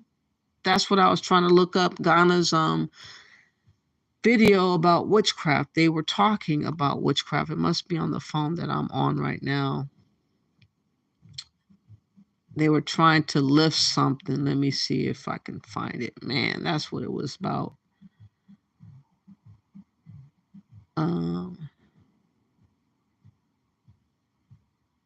Let's see if this is the right one.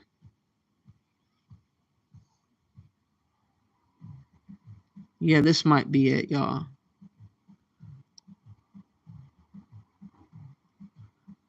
This might be it.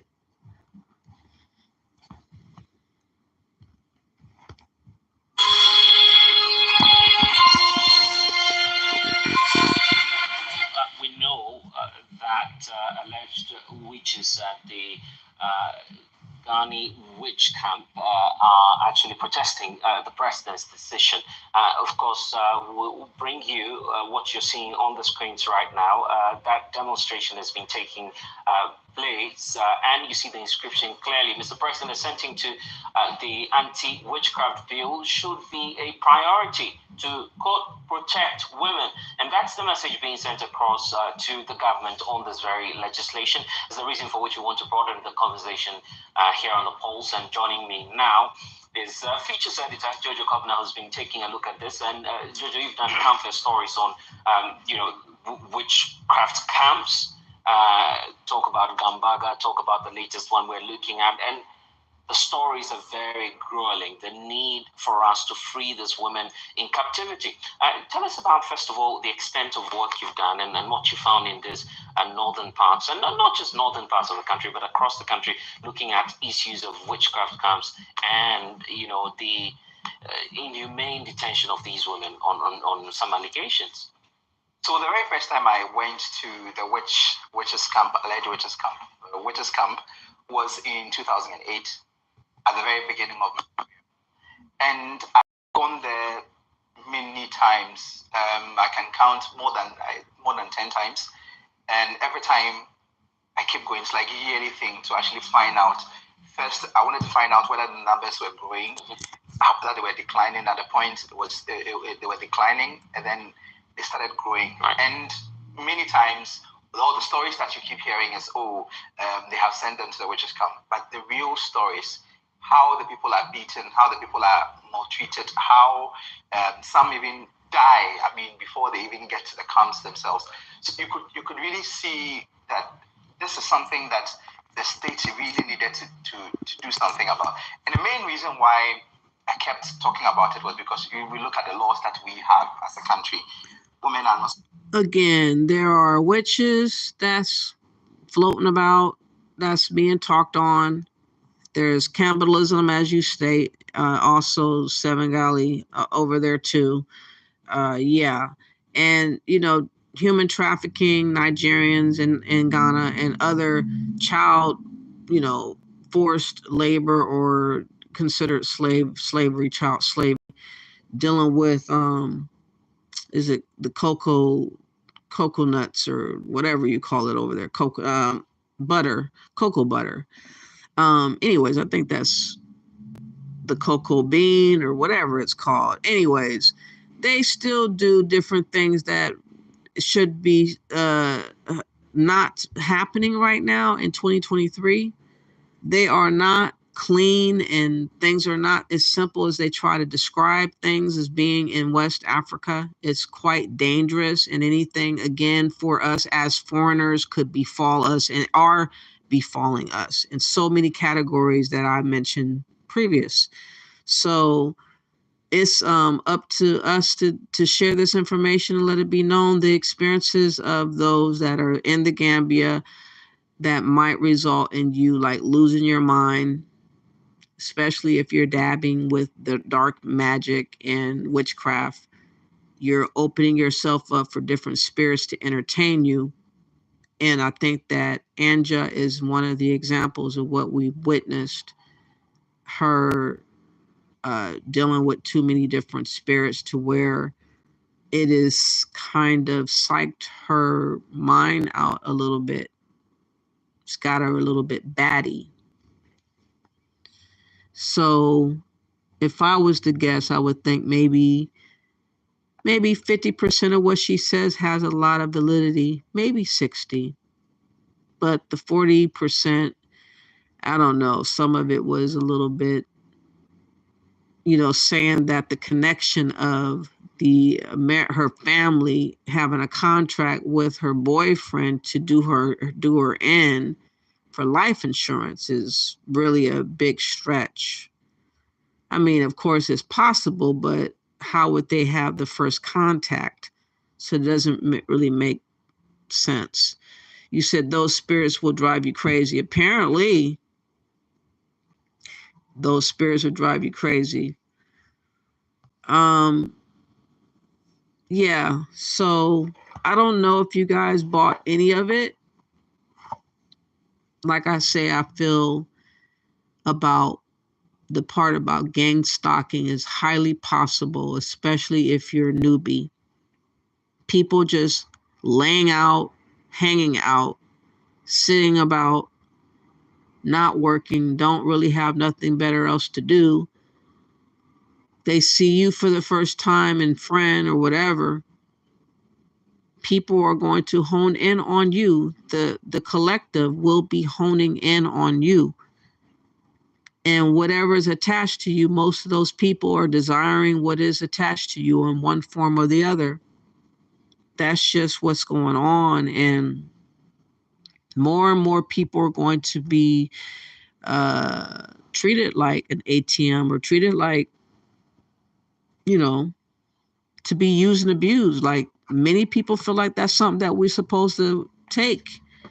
And I don't think that that's our position for us to want to be in that position. I wouldn't want to be. Seven Galley says, my great grandma put me on to Florida water, Banjin to the bone, taught me a lot. Gonna grab Starbucks as well. I heard that. I don't know about Florida water. What do you mean, like where the alligators hang out at? You feel sick after hearing this story? You think she's superstitious, but there is some truth. She has been through some things. She has seen a lot. Who knows? Seven Galley says, once you eat the food, it's over for you if you know what they're doing. Yes. You said she treated and talked to those people like they weren't nothing. That was funny when she says, we need to wrap this up from this relationship. Pinky Wells says, no jobs, no money, living in poverty. Africans will see you as a come up. That's what it is. And Kiki's been expressing it too. But I think, Kiki, you're a little bit more hopeful than I would imagine you to be with all the truth that you tell, because you tell very raw, scenarios and circumstances that are happening to people in the Gambia with all the scams and even the unaliving, very serious stuff. So to even, feel like hopeful in regards to Pan-Africanism and still feel like there's a chance, it's amazing. It marvels my mind how people can still muster up some glimmer of hope when you keep taking a beating and keep on ticking. I mean, even Kwesi Boyd, he hit him in his legal situations and Black X situations and all these other situations that have happened time and time and time and time again. And every single day we continue to hear all kinds of people just getting burnt left and right all over the place. And it's not stopping anytime soon. But people still are trying to push us to want to continue to bankrupt us. It's so crazy to see and know that this is exactly what's going on. But people are just so in a bubble, like they'll never ever wake up. No matter how much you tell them and show them. You know what? I'm just thinking about something. There's an article, for instance, while I was talking about Ghana. There's a reason why I keep talking about Ghana, because they're one of the most corrupt West African countries that is trying to affiliate with us by force.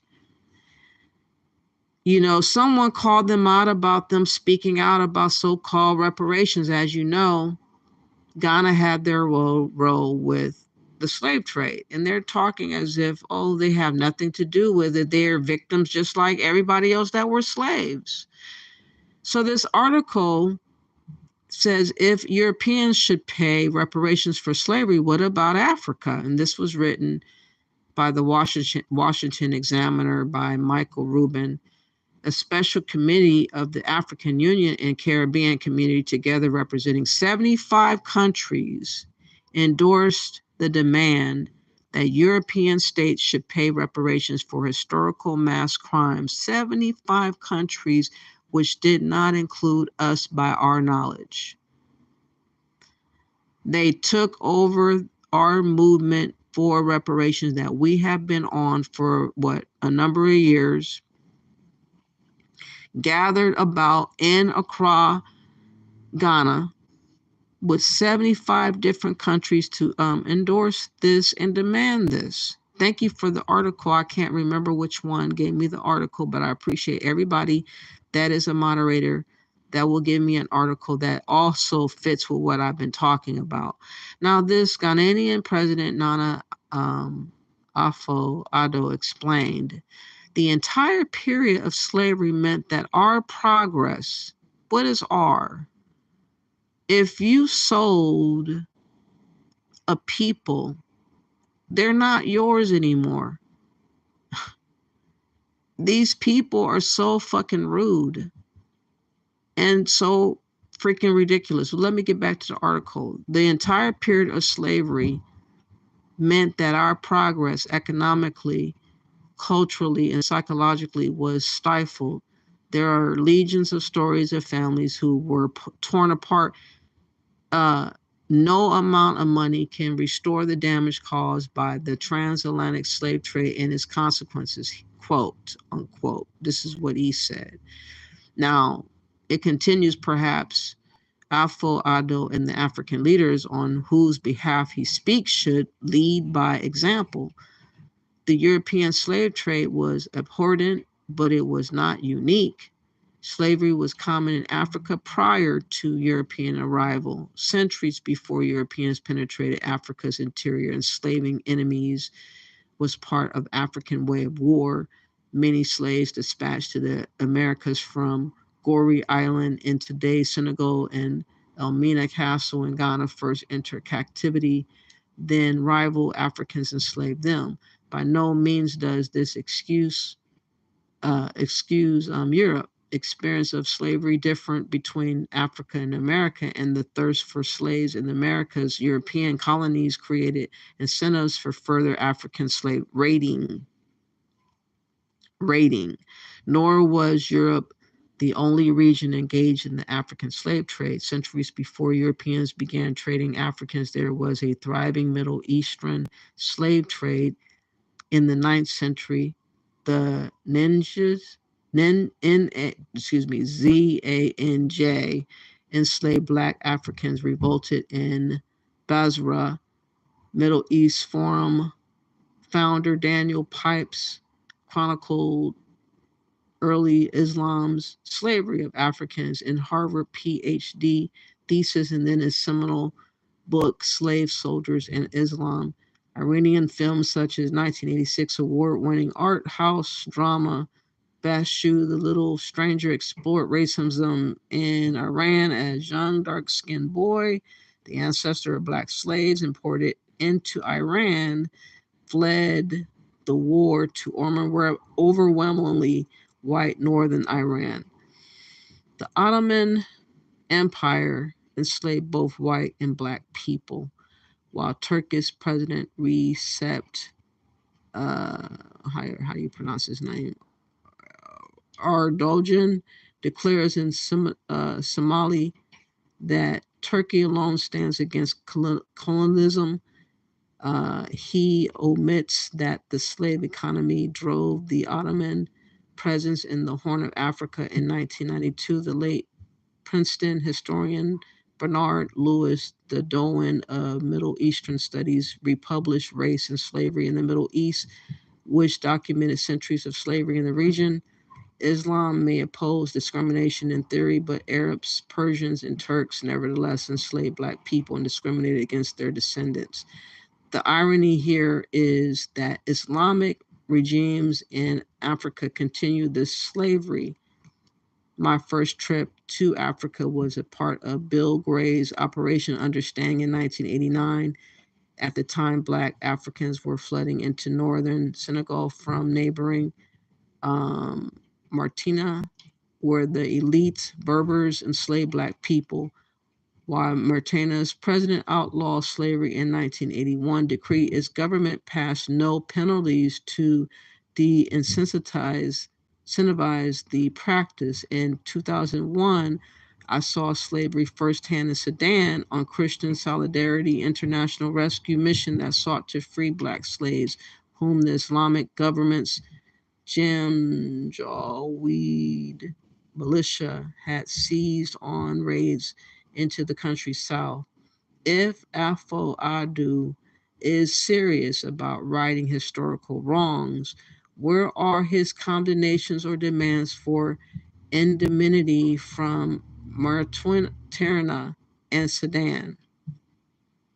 Will he demand the oil-rich countries of Saudi Arabia, Iraq, and Iran, each of whose benefited from Black slavery in centuries past, pay?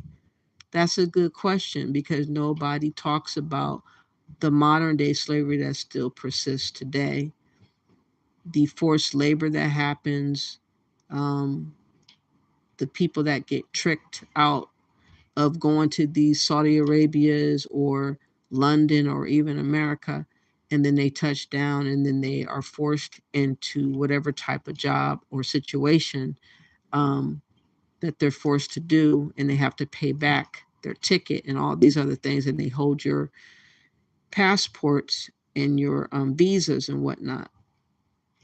So it's interesting that he never talks about Sudan. He never talks about Mauritania, if I'm pronouncing it right. He never talked about Libya and what was happening there. They don't care what happens. They don't care about the situations of the migrants and the refugees that are fighting for their life to try to make it to the UK or the United States and dying at sea. They don't talk about any of that. It goes on to say that perhaps that is a bridge too far. He might instead start where he actually has authority.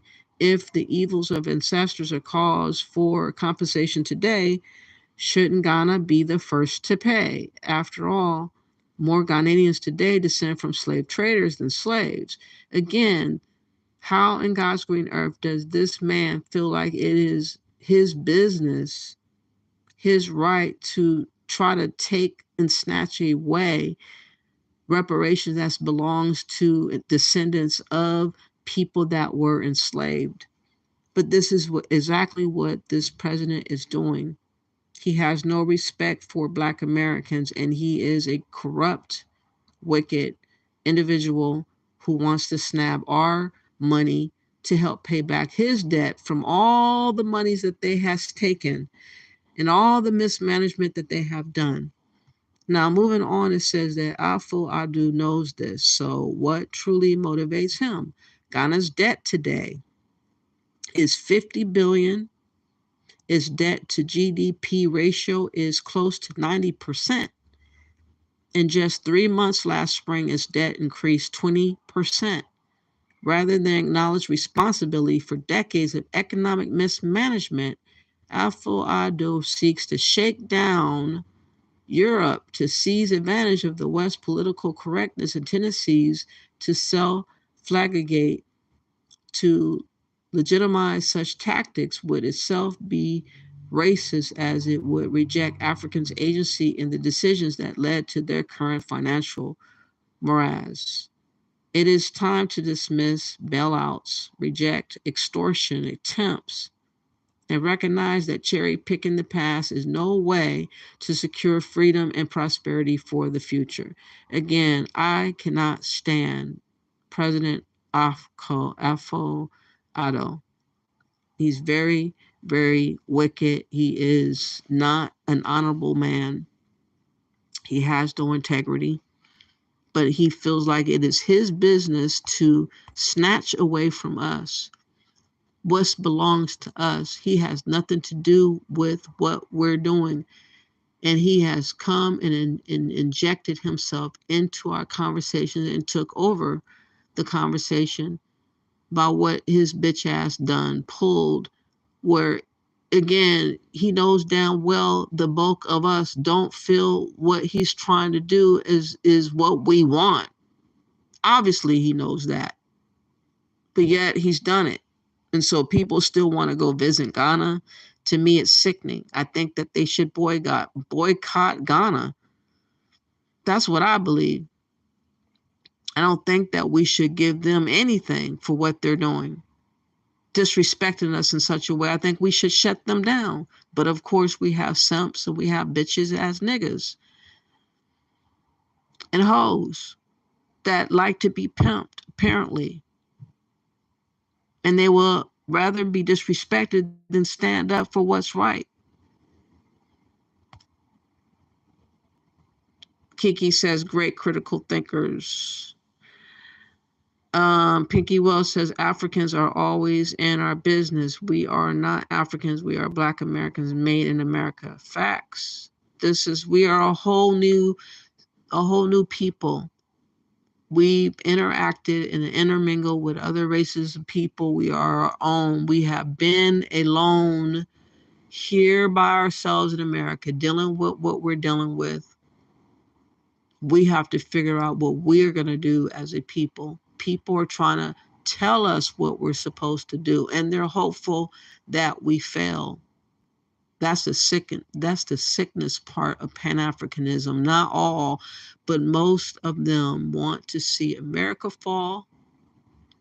They want to see Americans, Black Americans, never ever bounce back up. They want us to be depleted and defeated so that they can try to control and demand of us what we're going to do. Once you run out of options and run out of money, then they want to come in and say, this is what we have in store for you.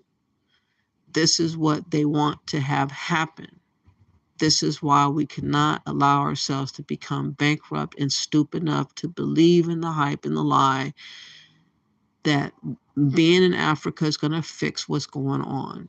We have got to address what's happening in America. We have turned our backs on what is going on in America, and we're in la la land dreaming of fairy tales and lollipops and daffodils and rainbows and shit. Mary Poppins up in this bitch. We're doing too much.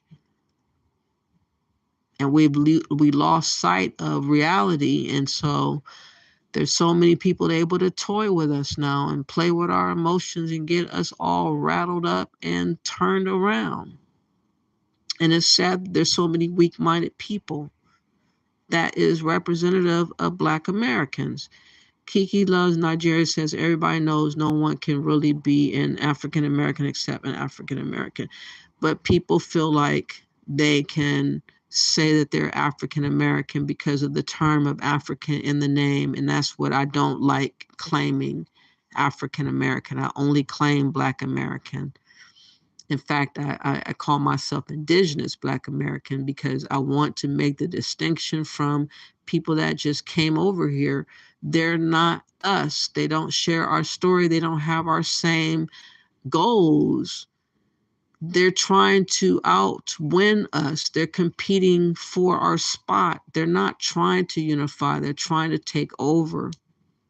But we're being fed a lie time and time again that they're not trying to do what we're seeing, what's happening right before our faces. Like, we don't see this motherfucker just do a gangster move about our reparations. 75 different nations talking about our reparations. Are you kidding me? It's crazy. Delineation, deportations, reparations. I'm not going to hold my breath about reparations because everybody else is getting reparations but us. Apparently, you said look it up in the dictionary. It all means those who descend from West Africans. What do you mean? No, we were talking about Negroes that were in America that were the ones that were enslaved with the lineage. We're talking about lineage. We're not talking about race. We're not talking about Africans. We're talking about lineage of people in America that descended with the slave or the situations of America that have happened in all these years. You said, so when we argue over Black American, African American, they just sit up and laugh because it all means the same. Irregardless, Black American did not have to change. When they upped it to African American, it confused our allegiance to what place we're from. It confused many minds on the fact that we're American. And a lot of people allowed that terminology to change their ideology as far as being American to all of a sudden believing in you're an African or you're not in the right place. It's confusing having different places. Nobody else does that but us. The confusion of African Americans should never have happened. It should never have been allowed, but we were too docile and we didn't see the writing on the wall. I didn't like the name change. I know that much. I was really upset when I heard it. I've never used it as far as calling myself claiming African American. I always only called myself Black American, and that's just what I call myself.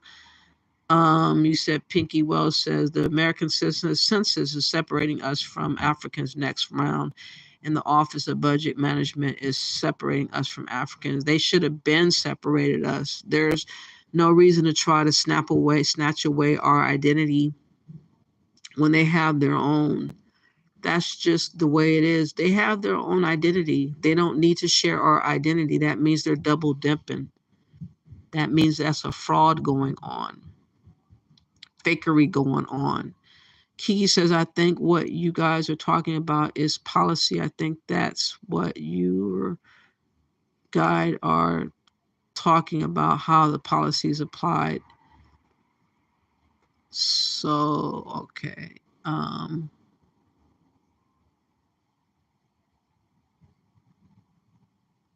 I don't see it a president looking to get our reparations after his people sold ADOS FBA ancestors into slavery. They're not getting paid twice. Man, everybody else is getting reparations right now, though. That's the thing. That's the thing.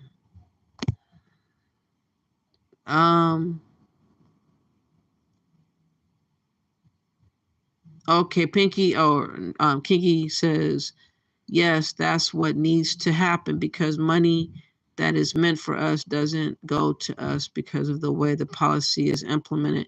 We are always cut out. Pinky says Jesse Jackson started that BS African American when he was running for president in 1980s. I remember I was 16 years old when he did that mess. I never called myself an African, always Black, always. Yes, Pinky, right, Kiki says. Hey, what's up, Easy Axe? I'm almost wrapping it up. I really appreciate you for stopping through, though. I'm just talking about, our name change and how it's been confusing for our minds and our spirit on who we really are. And that's why people are coming in and trying to shake us up right now. But I really appreciate you for coming through. Pinky says everyone getting paid because of the president. Black Americans voted for Biden. Man, I feel like that was rigged, like it was a trick or something. It didn't feel like Biden should have won because he wasn't giving us anything. I don't see why he won. It just seemed like they set that up to me. But let me play like maybe 5 more minutes to wrap up Sister Girl, Anja, before we go. Maybe she'll say something a little bit more interesting to wrap it up because it has been going on for a while, but I needed a break from her because it was getting a little bit too intense. And like I said, it is a spiritual battle that she's going through right now. And I think that her opening herself up for all these different spirits, playing in the spirit realm with all these different practices of voodoo or witchcraft or whatever else she's doing, is allowed other things to come through and mess with her even more. I do believe some of the things that she's saying, how people are moving in the Gambia, again, they have too much time on their hands. Let me see. Policy has always been, let me go back up. Kiki says, but that's how they're doing it because we don't know who we are. Pinky says, policy has always been trying to separate us from America and connect us to Africa. That's what they're trying to do. Easy asks, the confusion about African American name. I know a girl from Uganda. She says she's an African American because she's African in America. I could not convince her otherwise. That's what I'm saying. Like, that's, they're taking over the name, and again, they have their own identity. Is so damn weird. Really, what policies? Kiki says. I'm talking about how they apply money in the educational sector. Thank you, Seven Galley. Thank you for saying it's a great live. I really appreciate it. Black Americans should be used, in my opinion. That's the only thing that I feel like we should be using. But they're putting everything on African American on purpose because they want that African to be the term that they connect with the money. And it's pretty sad. Kiki says, then just let her be Axe instead of African American. Seven Galley says. And Pinky says, what she was saying didn't affect me. I think she is a liar and in need of some therapy. Also, lack of food can affect your thinking. That is true. She did look like she could use a few beans and rice and some tortillas or cornbread. I wanted to cook for her. I wanted to make some cornbread and some red beans and rice for her. You said technically Africans naturalized or called African American. That's what I'm saying. Like, the confusion is ridiculous and they should never have did that. They did that on purpose. Kiki says, but it's not about them. It's about us. It's about what we want. Who cares what they want? I don't want to share a name with immigrants. I'm not an immigrant. I want my own identity. Easy access is really identity theft. Exactly. So goddamn disrespectful of Africans and Caribbeans. Exactly. Yo, read my latest community post. She needs some insurers. Let me see what you said. Hold on. Is she talking about us? Let me see. Lex.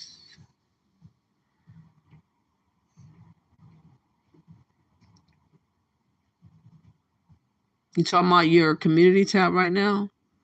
Okay. Breaking. A woman claims Dynasty Mir stole her citizenship and tore a program in Sierra Leone after he interviewed her on her channel in 2019 and then deleted it to erase his tracks. Wow. After I spoke up about his alleged poor customer service and business practices, people have been speaking up about how they were treated by Dynasty Mir. Not only did she confirm my claims, but went further, admitting that customers who went on his tours were unhappy with how he conducted his tours, seeking interest in hers. Please read the comments she left under my expose video that pinned. It gets deeper and deeper. What happens in the dark will come to the light. Okay, let me see. I don't know if I could read this. Oh, I just read that. Okay. Oh, okay. He did say more. Let me try to. Is it the first or second video you did? I'll just try to see if I can find it. Let's see which one.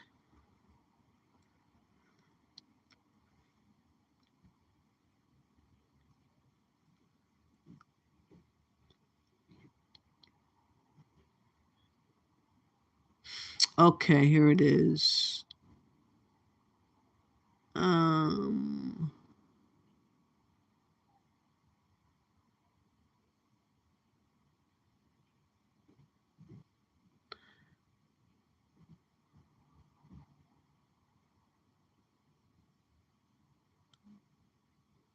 Okay.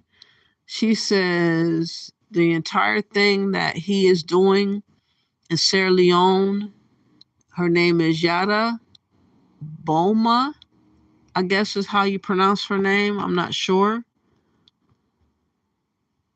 But that's the person that responded back to Alexis Fowler. She said the entire thing is that he is doing in Sierra Leone is because of me. He hijacked my entire program after he interviewed me on his channel. He had no intention of ever going to Sierra Leone until he found out Sierra Leone offers citizenship to those who test and have ancestry in the country. I was the trailblazer for the citizenship program. Dynas knew he was Sierra Leonean for years and never came to the country until there was an opportunity for that. I'm assuming that his content for Nigeria was running out, so he needed a new direction. He saw a huge opportunity to fulfill his bottom line because you are absolutely right.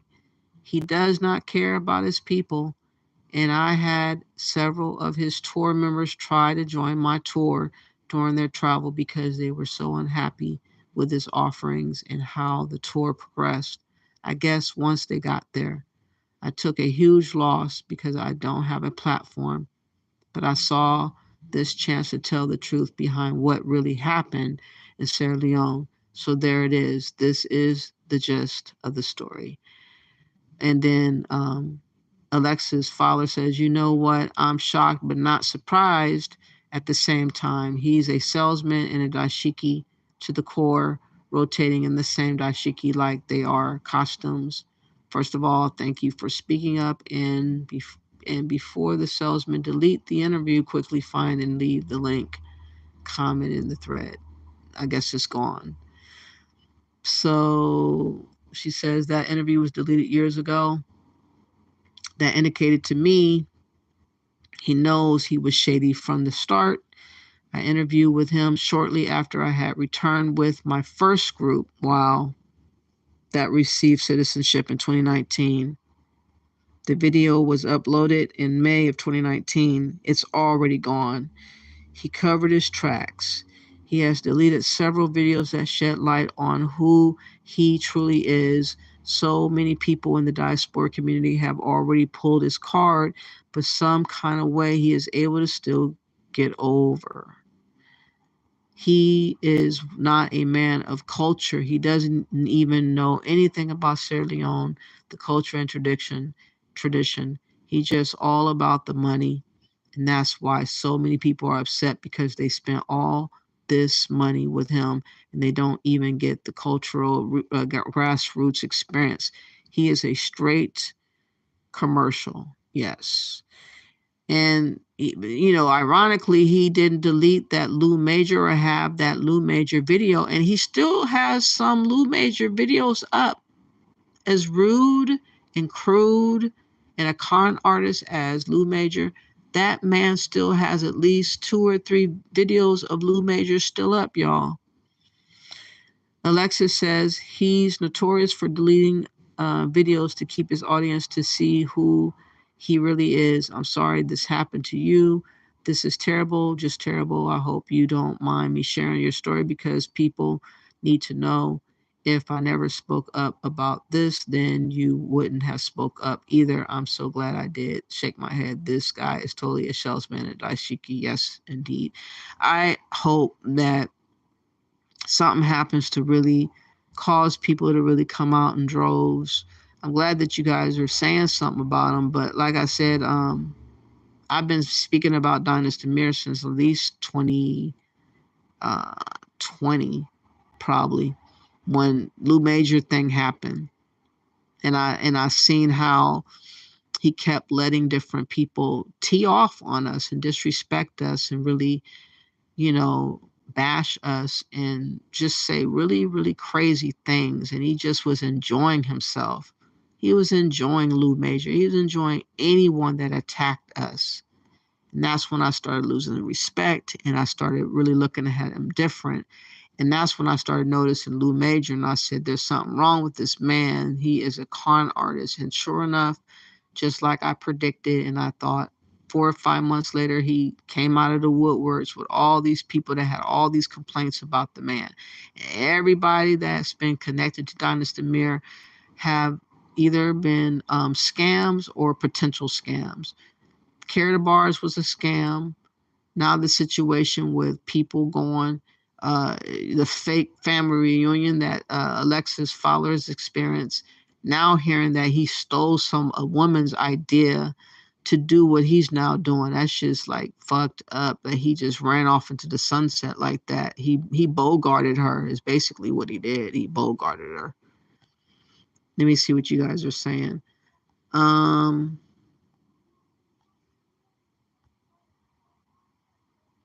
Several people have complained. Wow. Pinky says that will change in the next census through will have to identify country of origin, no more African American for them. Easy access. Is there any way to get his business license revoked? People just have to know that they spending their money for a guy that doesn't care about how he services people, and they giving up a lot of money to travel over there. Easy access. Scamming people is a crime, international crime as well. Pinky says an attorney will know how to do it. Kiki says you don't know how many professors lost their jobs. Be fault for those policies to be changed. That's great news. You said be fault, or I might be saying or misunderstanding what you mean. Seven Galley says, thank goodness, tired of my mother saying it's African American instead of Banjan while here. Have a great night, everyone. Thank you for stopping through. I'm about to wrap this up anyways. I wanted to show her just 5 more minutes just to reminisce over, hoping that she's going to wrap it up in a little bit. If not, I'm just going to go. But until next time, thank you for coming through, though. You said, is she properly credentialed and trained as a tour person? I wonder how he just went down there and spoke to them and said, I could do this for y'all. We can make money. We can make money. And that's why he turns a blind eye when people disrespect us. They called you crazy for years. Yes, they did. And look at me now. All the stuff that I've been talking about is actually come to pass, to believe it or not, at a freakish rate. I have never been wrong as far as talking about these scammers, talking about Dr. Eric Kana, talking about Ghana, Lou Major, Dr. Eric Kana, Akon, all the others, Black X, all of them. I called them all out. The only reason why they called me crazy because they caught me triggered. They caught me triggered after disrespecting Black Americans time and time again, over and over and over and over again. I got tired of hearing it. So I responded late, but I responded because nobody else was responding. And the ones that was responding, I felt they were weak responses. I feel like they weren't up to par. They weren't with passion. They weren't with fire. It was just all for play, and show, and brotherly love and all that bullshit. I didn't have time for none of it. So that's why I did what I said, and I did, what I did. This was not a popular position back in the day, Kiki says. I used to call her crazy also, but I kept listening and connecting the dots. See what I'm saying? What made me seem like I was crazy because I was saying stuff that was way out of as far as seeing certain things. I was following what people were saying versus what they were showing. I was listening to what they were saying. No Black American professors? Wow. Pinky says, I never called For Black J crazy. She says a lot of what I used to say and people called me crazy too. Kiki says they knew we were being cut out of the deal. Money that for Black Americans was going to anyone who checked the AA box, basically. That's what they did. That's what I'm saying. They double dipped because when they had programs talking about just specific to them, they checked that box off when need be as well. They never got counted a fraud. They just let them slide through. And this is why we have to delineate, because people are getting too many advantages off of double and triple dipping. That's what they're doing. Kiki says that was intended for Black American students. Wow, intended for Black. Your voice sounds a little tired. Yeah, it is a little bit. Hope you not coming down with something. No, I just need to drink a little bit more tea, rest, and fortify your immune system. Yes, I will. So let's close with 5 more minutes of her. I want to see if she's gonna kind of wrap it up, but tell me what you really feel about what you rate her truth scale for being truthful. 50% of the time, 60% of the time, 70% of the time, or none of the time. I mean, how do you rate her? Because you don't want me. And if you don't want me, I'm going to run around and make up lies about you. If I can't have you, nobody will have you. This is how people are. Yep. And so if you're a person that has a reputation, you really better be concerned, because there's no level of respect with that at all. No level whatsoever. Yeah. Unfortunately, I think when I was doing my things to cut off anybody's trying to access my energy, yes, that's the channel, Green, Soul Her Sister.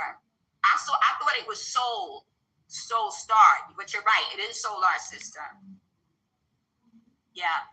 You know what though? I haven't really had anyone knocking at my door. What I have had, because in order for people to get to your door, they have to get through the compound gate. The compound gate is about 25 yards away. So you have to get past them big steel gates. Don't think they won't jump the gate. They will jump the gate, jump the wall, jump the whole wall. Be banging on your door for 20, 30 minutes at a time, like they're going to make you open the door. I've had that happen one time. I didn't open the door. See, that's jacked up. I don't like when people do that. No, don't come banging at my door if you're not invited. If you have not called, if I have not invited you to come over, don't just show up and banging on my damn door. I wouldn't have opened it. She was smart not to open the door, because it ain't no telling what could have happened. Don't come to my house unannounced. Don't do that. Mm-hmm. And then when you're outside the gate calling me like, oh, I was at your house, I was knocking, you didn't answer the door. I didn't answer the door because you didn't have an invitation to come to my home. Don't ever do that. Yes. Listen, wherever you choose to go, just make sure you have a network on ground. And I mean a reliable network, because people so sneaky. I'm telling you, they will be acting like they supporting you. They can be trusted. They be setting people up on a large level. They would let you move and get comfortable and rob your whole house. I'm telling you, it's deep. Like I can say, I've been here 2 years. I know a lot of people. I've worked with a lot of different people, and I've had to move away from a lot of people because I see they have ulterior motives, or they've tried to do things like I had somebody try to slip me tea, like a love binding spell. And I was sitting next to this person thinking, why am I sitting here like I can't get up? And that's when it clicked. I know this person didn't just try to slip me some tea, but it's only because of my abilities that I can experience it and go, this is not me. Imagine people feeling that way and they can't get a hold of why they're feeling that way. So it was me, the individual sitting in the middle, and another woman. And he's pouring this tea. He's drinking it as well. We are all eating together. His wife is the one that served us the food. And the woman was talking and he was talking, and I was just sitting there, and I wanted to get up, but I felt like I shouldn't get up. I said, oh, hell no. So I got up and I walked out, and it was almost coming to my mind, you should be jealous that he's talking to this woman. You should. I don't even like this person. What is happening right now? But that's what these spells will do to you. So I wanted to come in and talk about what this magic looks like here, because we have no idea coming from the West. We think magic is, oh, you kissed the frog and it turned into a prince, right? Or you get a builder boyfriend. You want to take somebody from the mud and you want to build them up to their greatness. It's so much more than that, because folks ain't looking to be built. They looking to take everything you have. And if you behave, you might, be able to remain around as a bonus. But it's deep. It's deep, y'all. I'm telling you. I think that was real talk right there. What she just said right there. People would line you up and use you up. And she says, use you up, and then you can probably hang out a little bit. But you basically going to know that you're the person to be preyed on. I couldn't live in that world. I could not knowingly know that people are preying on me and they're trying to get me any way they can, and I'm okay with it. It's deep.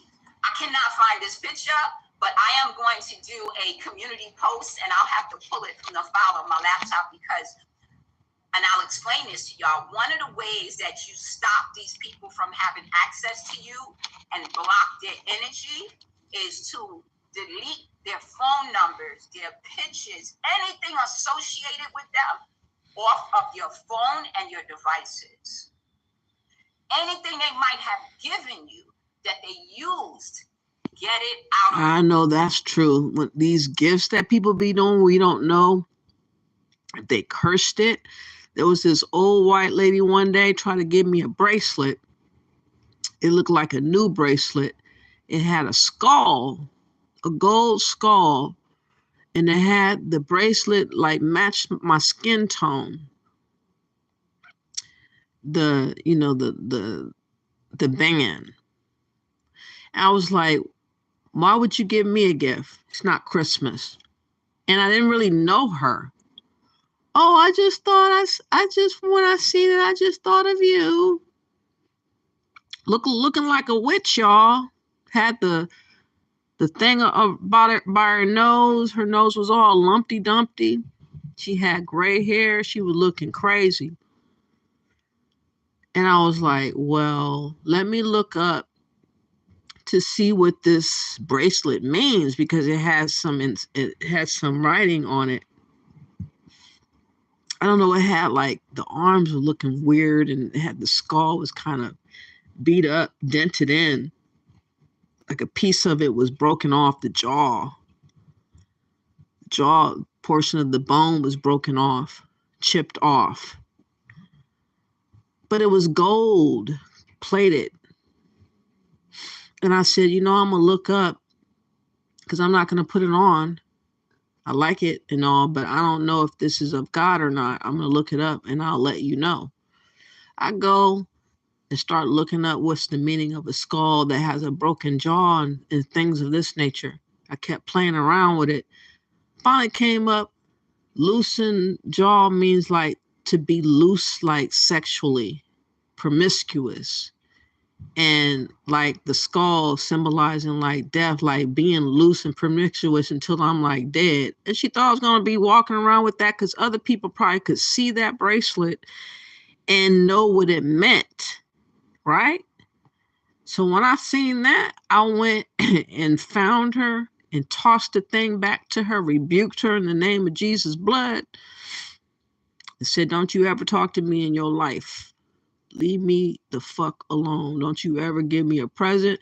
And do you know I found that bracelet in the middle of a field as I was walking the same or next day? I seen it in the field. She left it in the fucking field. I went and threw it away. It was crazy. Anyways, let's go back. Your home. I remember I was going to clean the living room and it was some pillows on the floor and I picked up the pillows and what did I see with the pillows? I saw a watch and 2 lighters. And I was like, why would a watch and 2 lighters be tucked behind the couch? What is that? I said, no, this fool trying to cast a spell and he done put a time limit on the watch. Like, this has to happen within a certain time. So people think you're not paying attention. I've always been like a little Blue's Clues, right? I love hidden word searches and doing and breadcrumb stuff. Like, I give me some hints and I already know what time it is. Like, people didn't like going to the movies with me because I done told you the whole movie after just looking at the first few minutes. But I didn't realize that was a gift at the time. I'm thinking everybody does this. So I realize now God has me, he has me here for this reason. You hear the crow?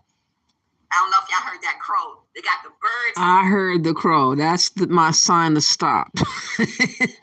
I think that if I can muster up another strength, I'll listen to this as a part 2. Maybe not tomorrow because I got to recover. Probably take me a couple of days to recover from this because this was a lot. I am going to probably have to grab the Bible and read a couple of scriptures before I go to bed or pray. Maybe take a shower. Maybe I'll take a shower. I'll do something to wind down. Lexus says, too much darkness in one night. Yes, too much darkness. I'm not used to all that. My head is hurting. If you only knew how much my head and the pressure behind my eyes is very unbearable, really. That's why you hear me sounding tired. I'm not really tired. I'm just heavy right now.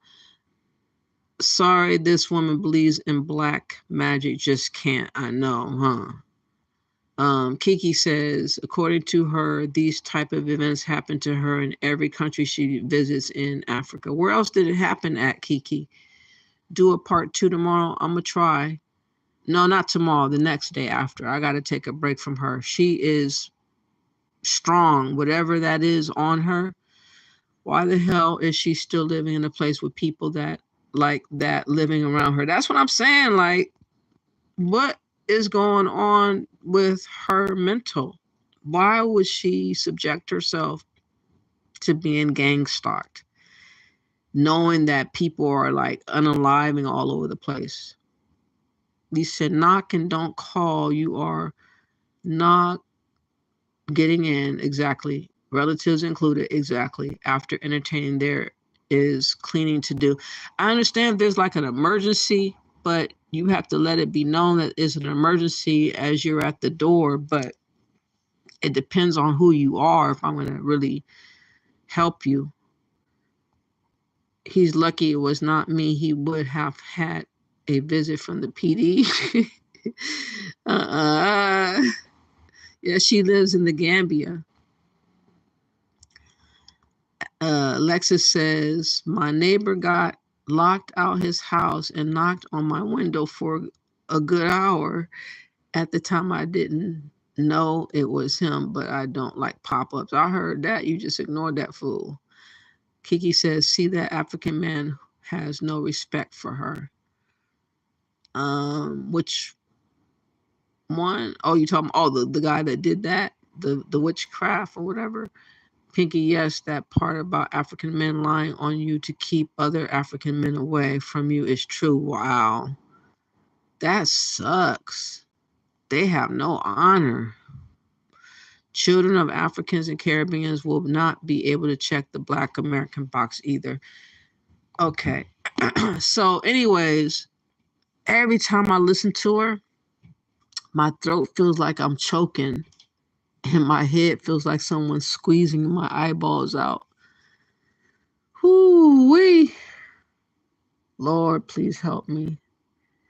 Please give me strength from this type of situation, Lord God. Help me for it off. All the wickedness, all the evil intentions and bad ideas that are lurking about in front, behind, above, below.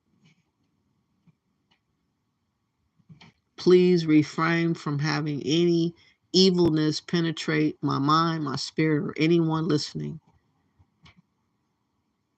Lord, give us strength and peace in the time of trouble, because there's so many evil spirits that are surrounding and trying to take us as fools and food. Thank you, Lord God, for everything that you've done and will do. Keep me safe, keep us safe from all the woes of the world, and give us knowledge beyond our years to keep us safe from those that are sneaky and destructive. In Jesus' name. Okay, seriously, everyone pray or meditate tonight. I'm serious. I'm going to say an extra prayer when I get off, and I'm going to take a shower and probably close my eyes and think about God some more. I'm going to think about where God has been and where he's taken me and where I've come from and how far I've gone, just to remember what he's done in my life, because I'm not sure of what she serves, what type of God or deviation she's taken, but something ain't right. A lot of stuff, though, that she said was on point, though. I have to admit, she does know a lot. She threw in some gems, but a lot of that extra stuff was a little too fluffy, too much, too fluffy. He says she carries a dark cloud over her head and has a demon on her shoulders. That's what it feels like. And we can feel the pressure of that demon. Man, it is, whew. Man, she's fighting, though, to keep her mind. She's trying to fight to keep her mind. That's what it feels like. She's fighting, but her mind is being taken under. But the crow at the end was too much. Yeah, the crow. You want to hear that again? That was funny. Like, of all things, why the crow? The crow was minding its own little business and suddenly just, hold on. I hope this is the right spot. Hold on. Because I done told you the whole movie after just looking at the first few minutes. But I didn't realize that was a gift at the time. I'm thinking everybody does this. So I realize now God has me, he has me here for this reason.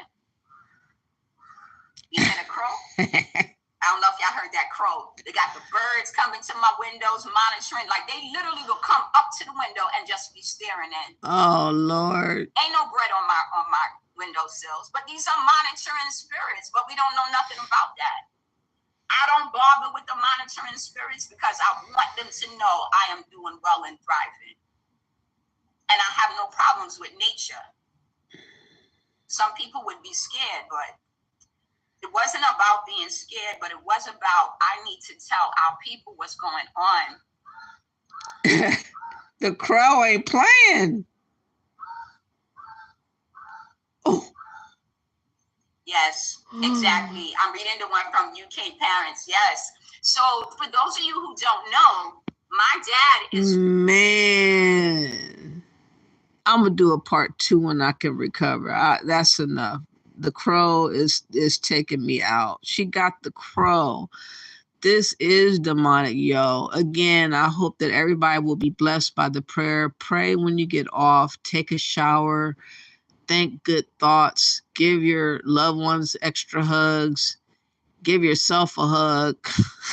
Tell yourself God loves you. Hey, oh my God, is that it again? Yeah, the crows that were crowing about, and she's man, that was a little bit out of the blue. Alexis says this is gonna be a Nollywood movie after this hits mainstream. It probably needs to be. This is a horror movie in real life. Man, all the signs of her demise coming to me. But they crow at the end was too much. It was. She carries a dark cloud over her head and has a demon on her shoulders. It is heavy, whatever type of demon she is possessed by or is impressing her. Man, there's some hardcore something. I really appreciate everybody coming out. I really don't know what else to say about this. It started off very fiery from the beginning, in the middle, and the end, and it seems that it's not gonna end.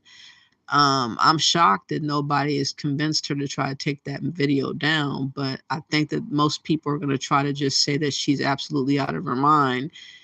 And most people are going to believe that to be the case. But I believe that there was some gems and nuggets that was something that she's really trying to tell us without emphasizing it as much as I would. But nonetheless, she said it in passing. But a lot of the deaths that have been happening, it's just like really, really like, wow, whoa. I say condolences to everybody that have been unalive in the Gambia. 4 women now. Wow. Thank you all for coming, and I appreciate you so much, Kiki, for coming through. I'm sorry about earlier with you and Rock. I have to talk to him about not doing that because, you know, who is vibes over here. I understand that me and you are not exactly alike. You're Pan-African. I don't know if you're Pan-African. I think that you're coming around a little bit more because you're seeing too much evidence of too many messed up individuals and too many people that just are not going to rep for the right thing. More people are just playing games to get rich quick. People are not really caring about what they're claiming they care about. And I think that you're going to have to wrestle with that more because that's pretty much what it's coming to. You said, no, I'm not a Pan-African. Oh, okay.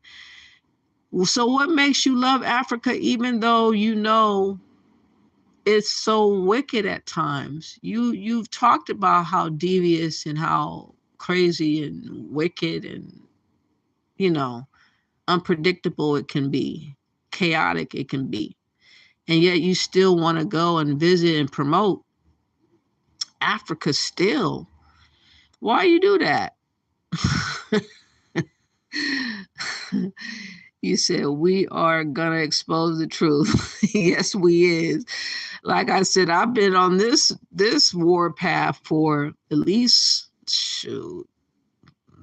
I studied for a half a year listening. Then I started warming up to go and visit in 2018. 2019, I was investigative mode, and by 2020, I had cracked codes all over the place. Cracked codes everywhere. We can agree to disagree. I have to come on your show and explain. No, you should one day open up your lives. You never I don't know if you have StreamYard. I don't have it, but hopefully when me and Afro Goddess, and I'll let you guys know whenever we have a live together. Afro Goddess, my sis, she sometimes goes live and we have open discussions. And she opens the panel up for people to come up and share their opinion and whatnot. And unfortunately, not too many people have heard about her channel. But one day, once she's freed up or whatever, we'll do another discussion. I've been on there at least 5-6 times with discussions, and there was really good videos. I talked about Ghana even back when I wasn't playing about Ghana a long time ago. But this is my sis right here. Please check her out. And for instance, we did, I don't see. I think she got rid of some of the videos right now. Okay. Looks like she downsized her videos. So anyways, there was discussions. Maybe she'll put them back up. I don't know. But there was discussions, and she will probably be still doing more discussions. She has the Ghana one. And maybe a couple of others, but she's downsized. Getting Boxed Out is another one. You have to like really look for it, and my name is mostly on the ones that she did. We did this one together. But very good discussion. She's universal. She's friendly. You know, it's not a turbulent environment. People are not arguing and debating and all that kind of crazy stuff. People don't cut off people and be rude. You might have some passion and run into people talking and whatnot, but we ease up and let people continue to talk. And it's a nice platform, I think, that she can mediate really well or moderate pretty well. But yeah, I hope one day that you, Kiki, could be on a live to have an open discussion, because I would like to pick your brain and try to understand what makes you tick, because you still love Africa, even though you know so much. You know a lot as far as what Gambia does. You have been on a lot of stuff like I have. Like, I've figured out a lot of things. You've figured out a lot of things. In a lot of ways, we have a lot of similarities, I've noticed, actually, for who's winning by me not claiming them. People who watch me regularly know why I call myself what I call myself. I will always love Africa. I'm a recovering panty, easy access. Please don't tell anyone. Hey, recovering. Kiki loves Africa. Go visit. He used to block my comments on your lives. Who? The Rock? They not claiming Pan-African spell.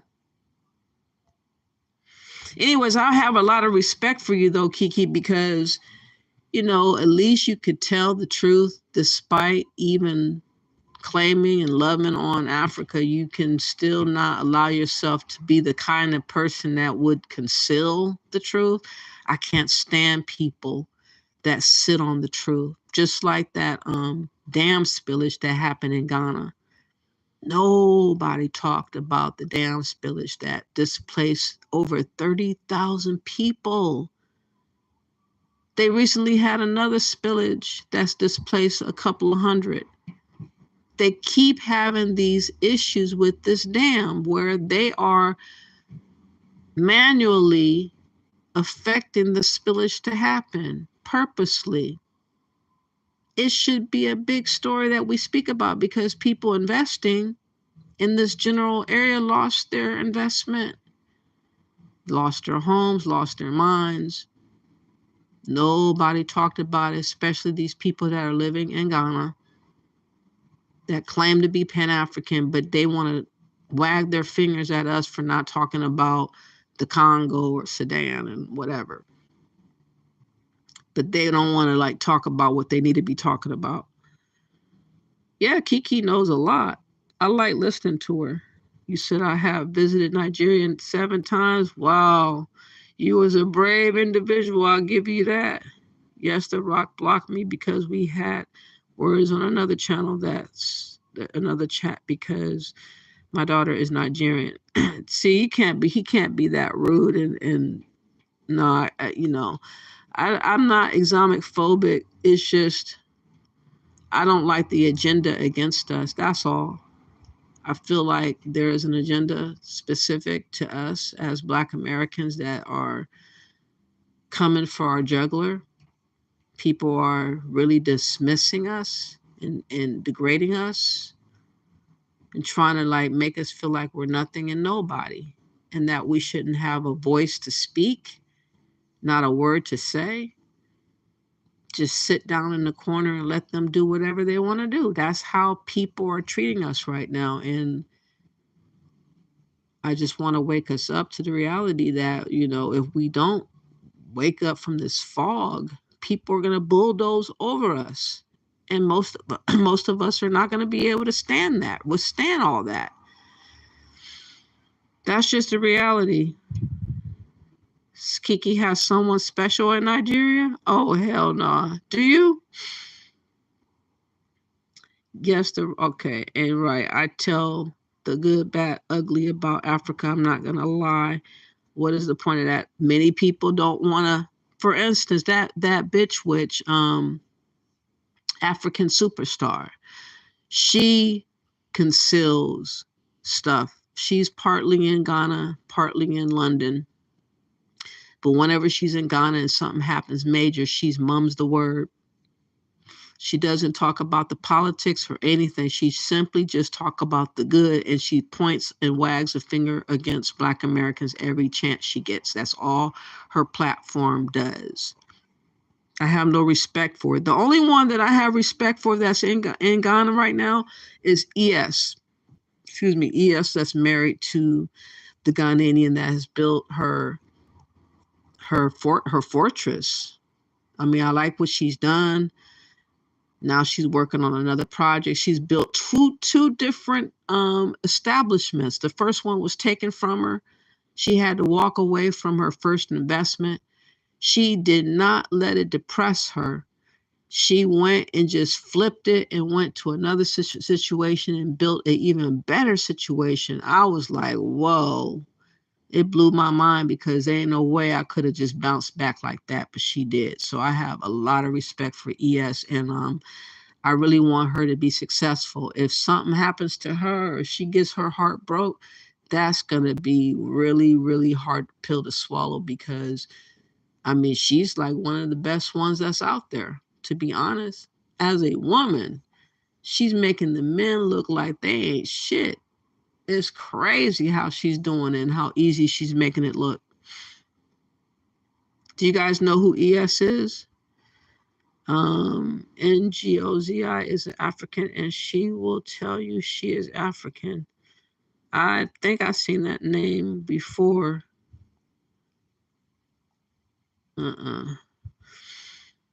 Hey, your daughter is Nigerian. Tell her auntie said hello.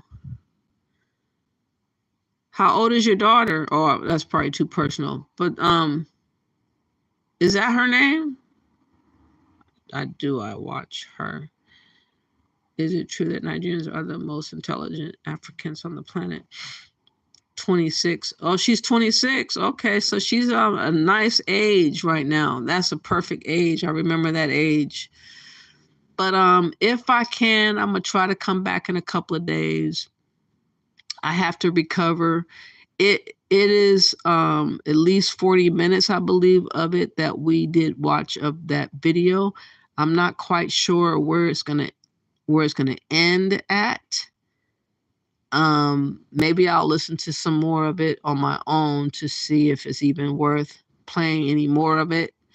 But for those that don't know, also Alexis Fowler had a nice straight to the point expose of fake Pan-Africans, Dynasty Mir and Bucci Bear, Pan-African Strikes Back Again. Also check out this video in support of that because it needs to go viral.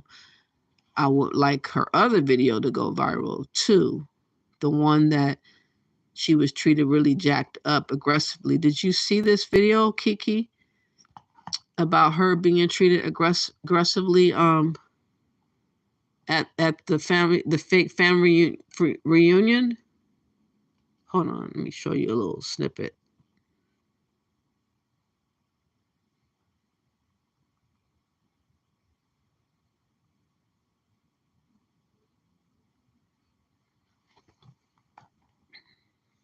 for me.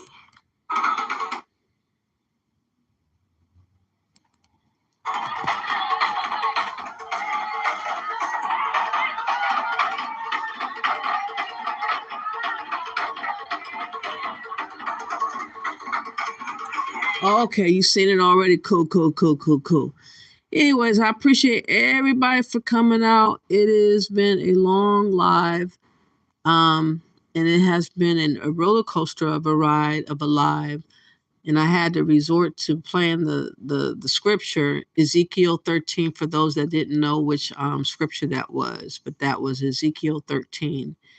Talks about the handkerchiefs covering your head and making people to fly. Think about how people are making us supposedly want to fly to Africa. We're listening to people that have head wraps with handkerchiefs, doing deviations and witchcraft and all these types of things. That's what the scripture was on.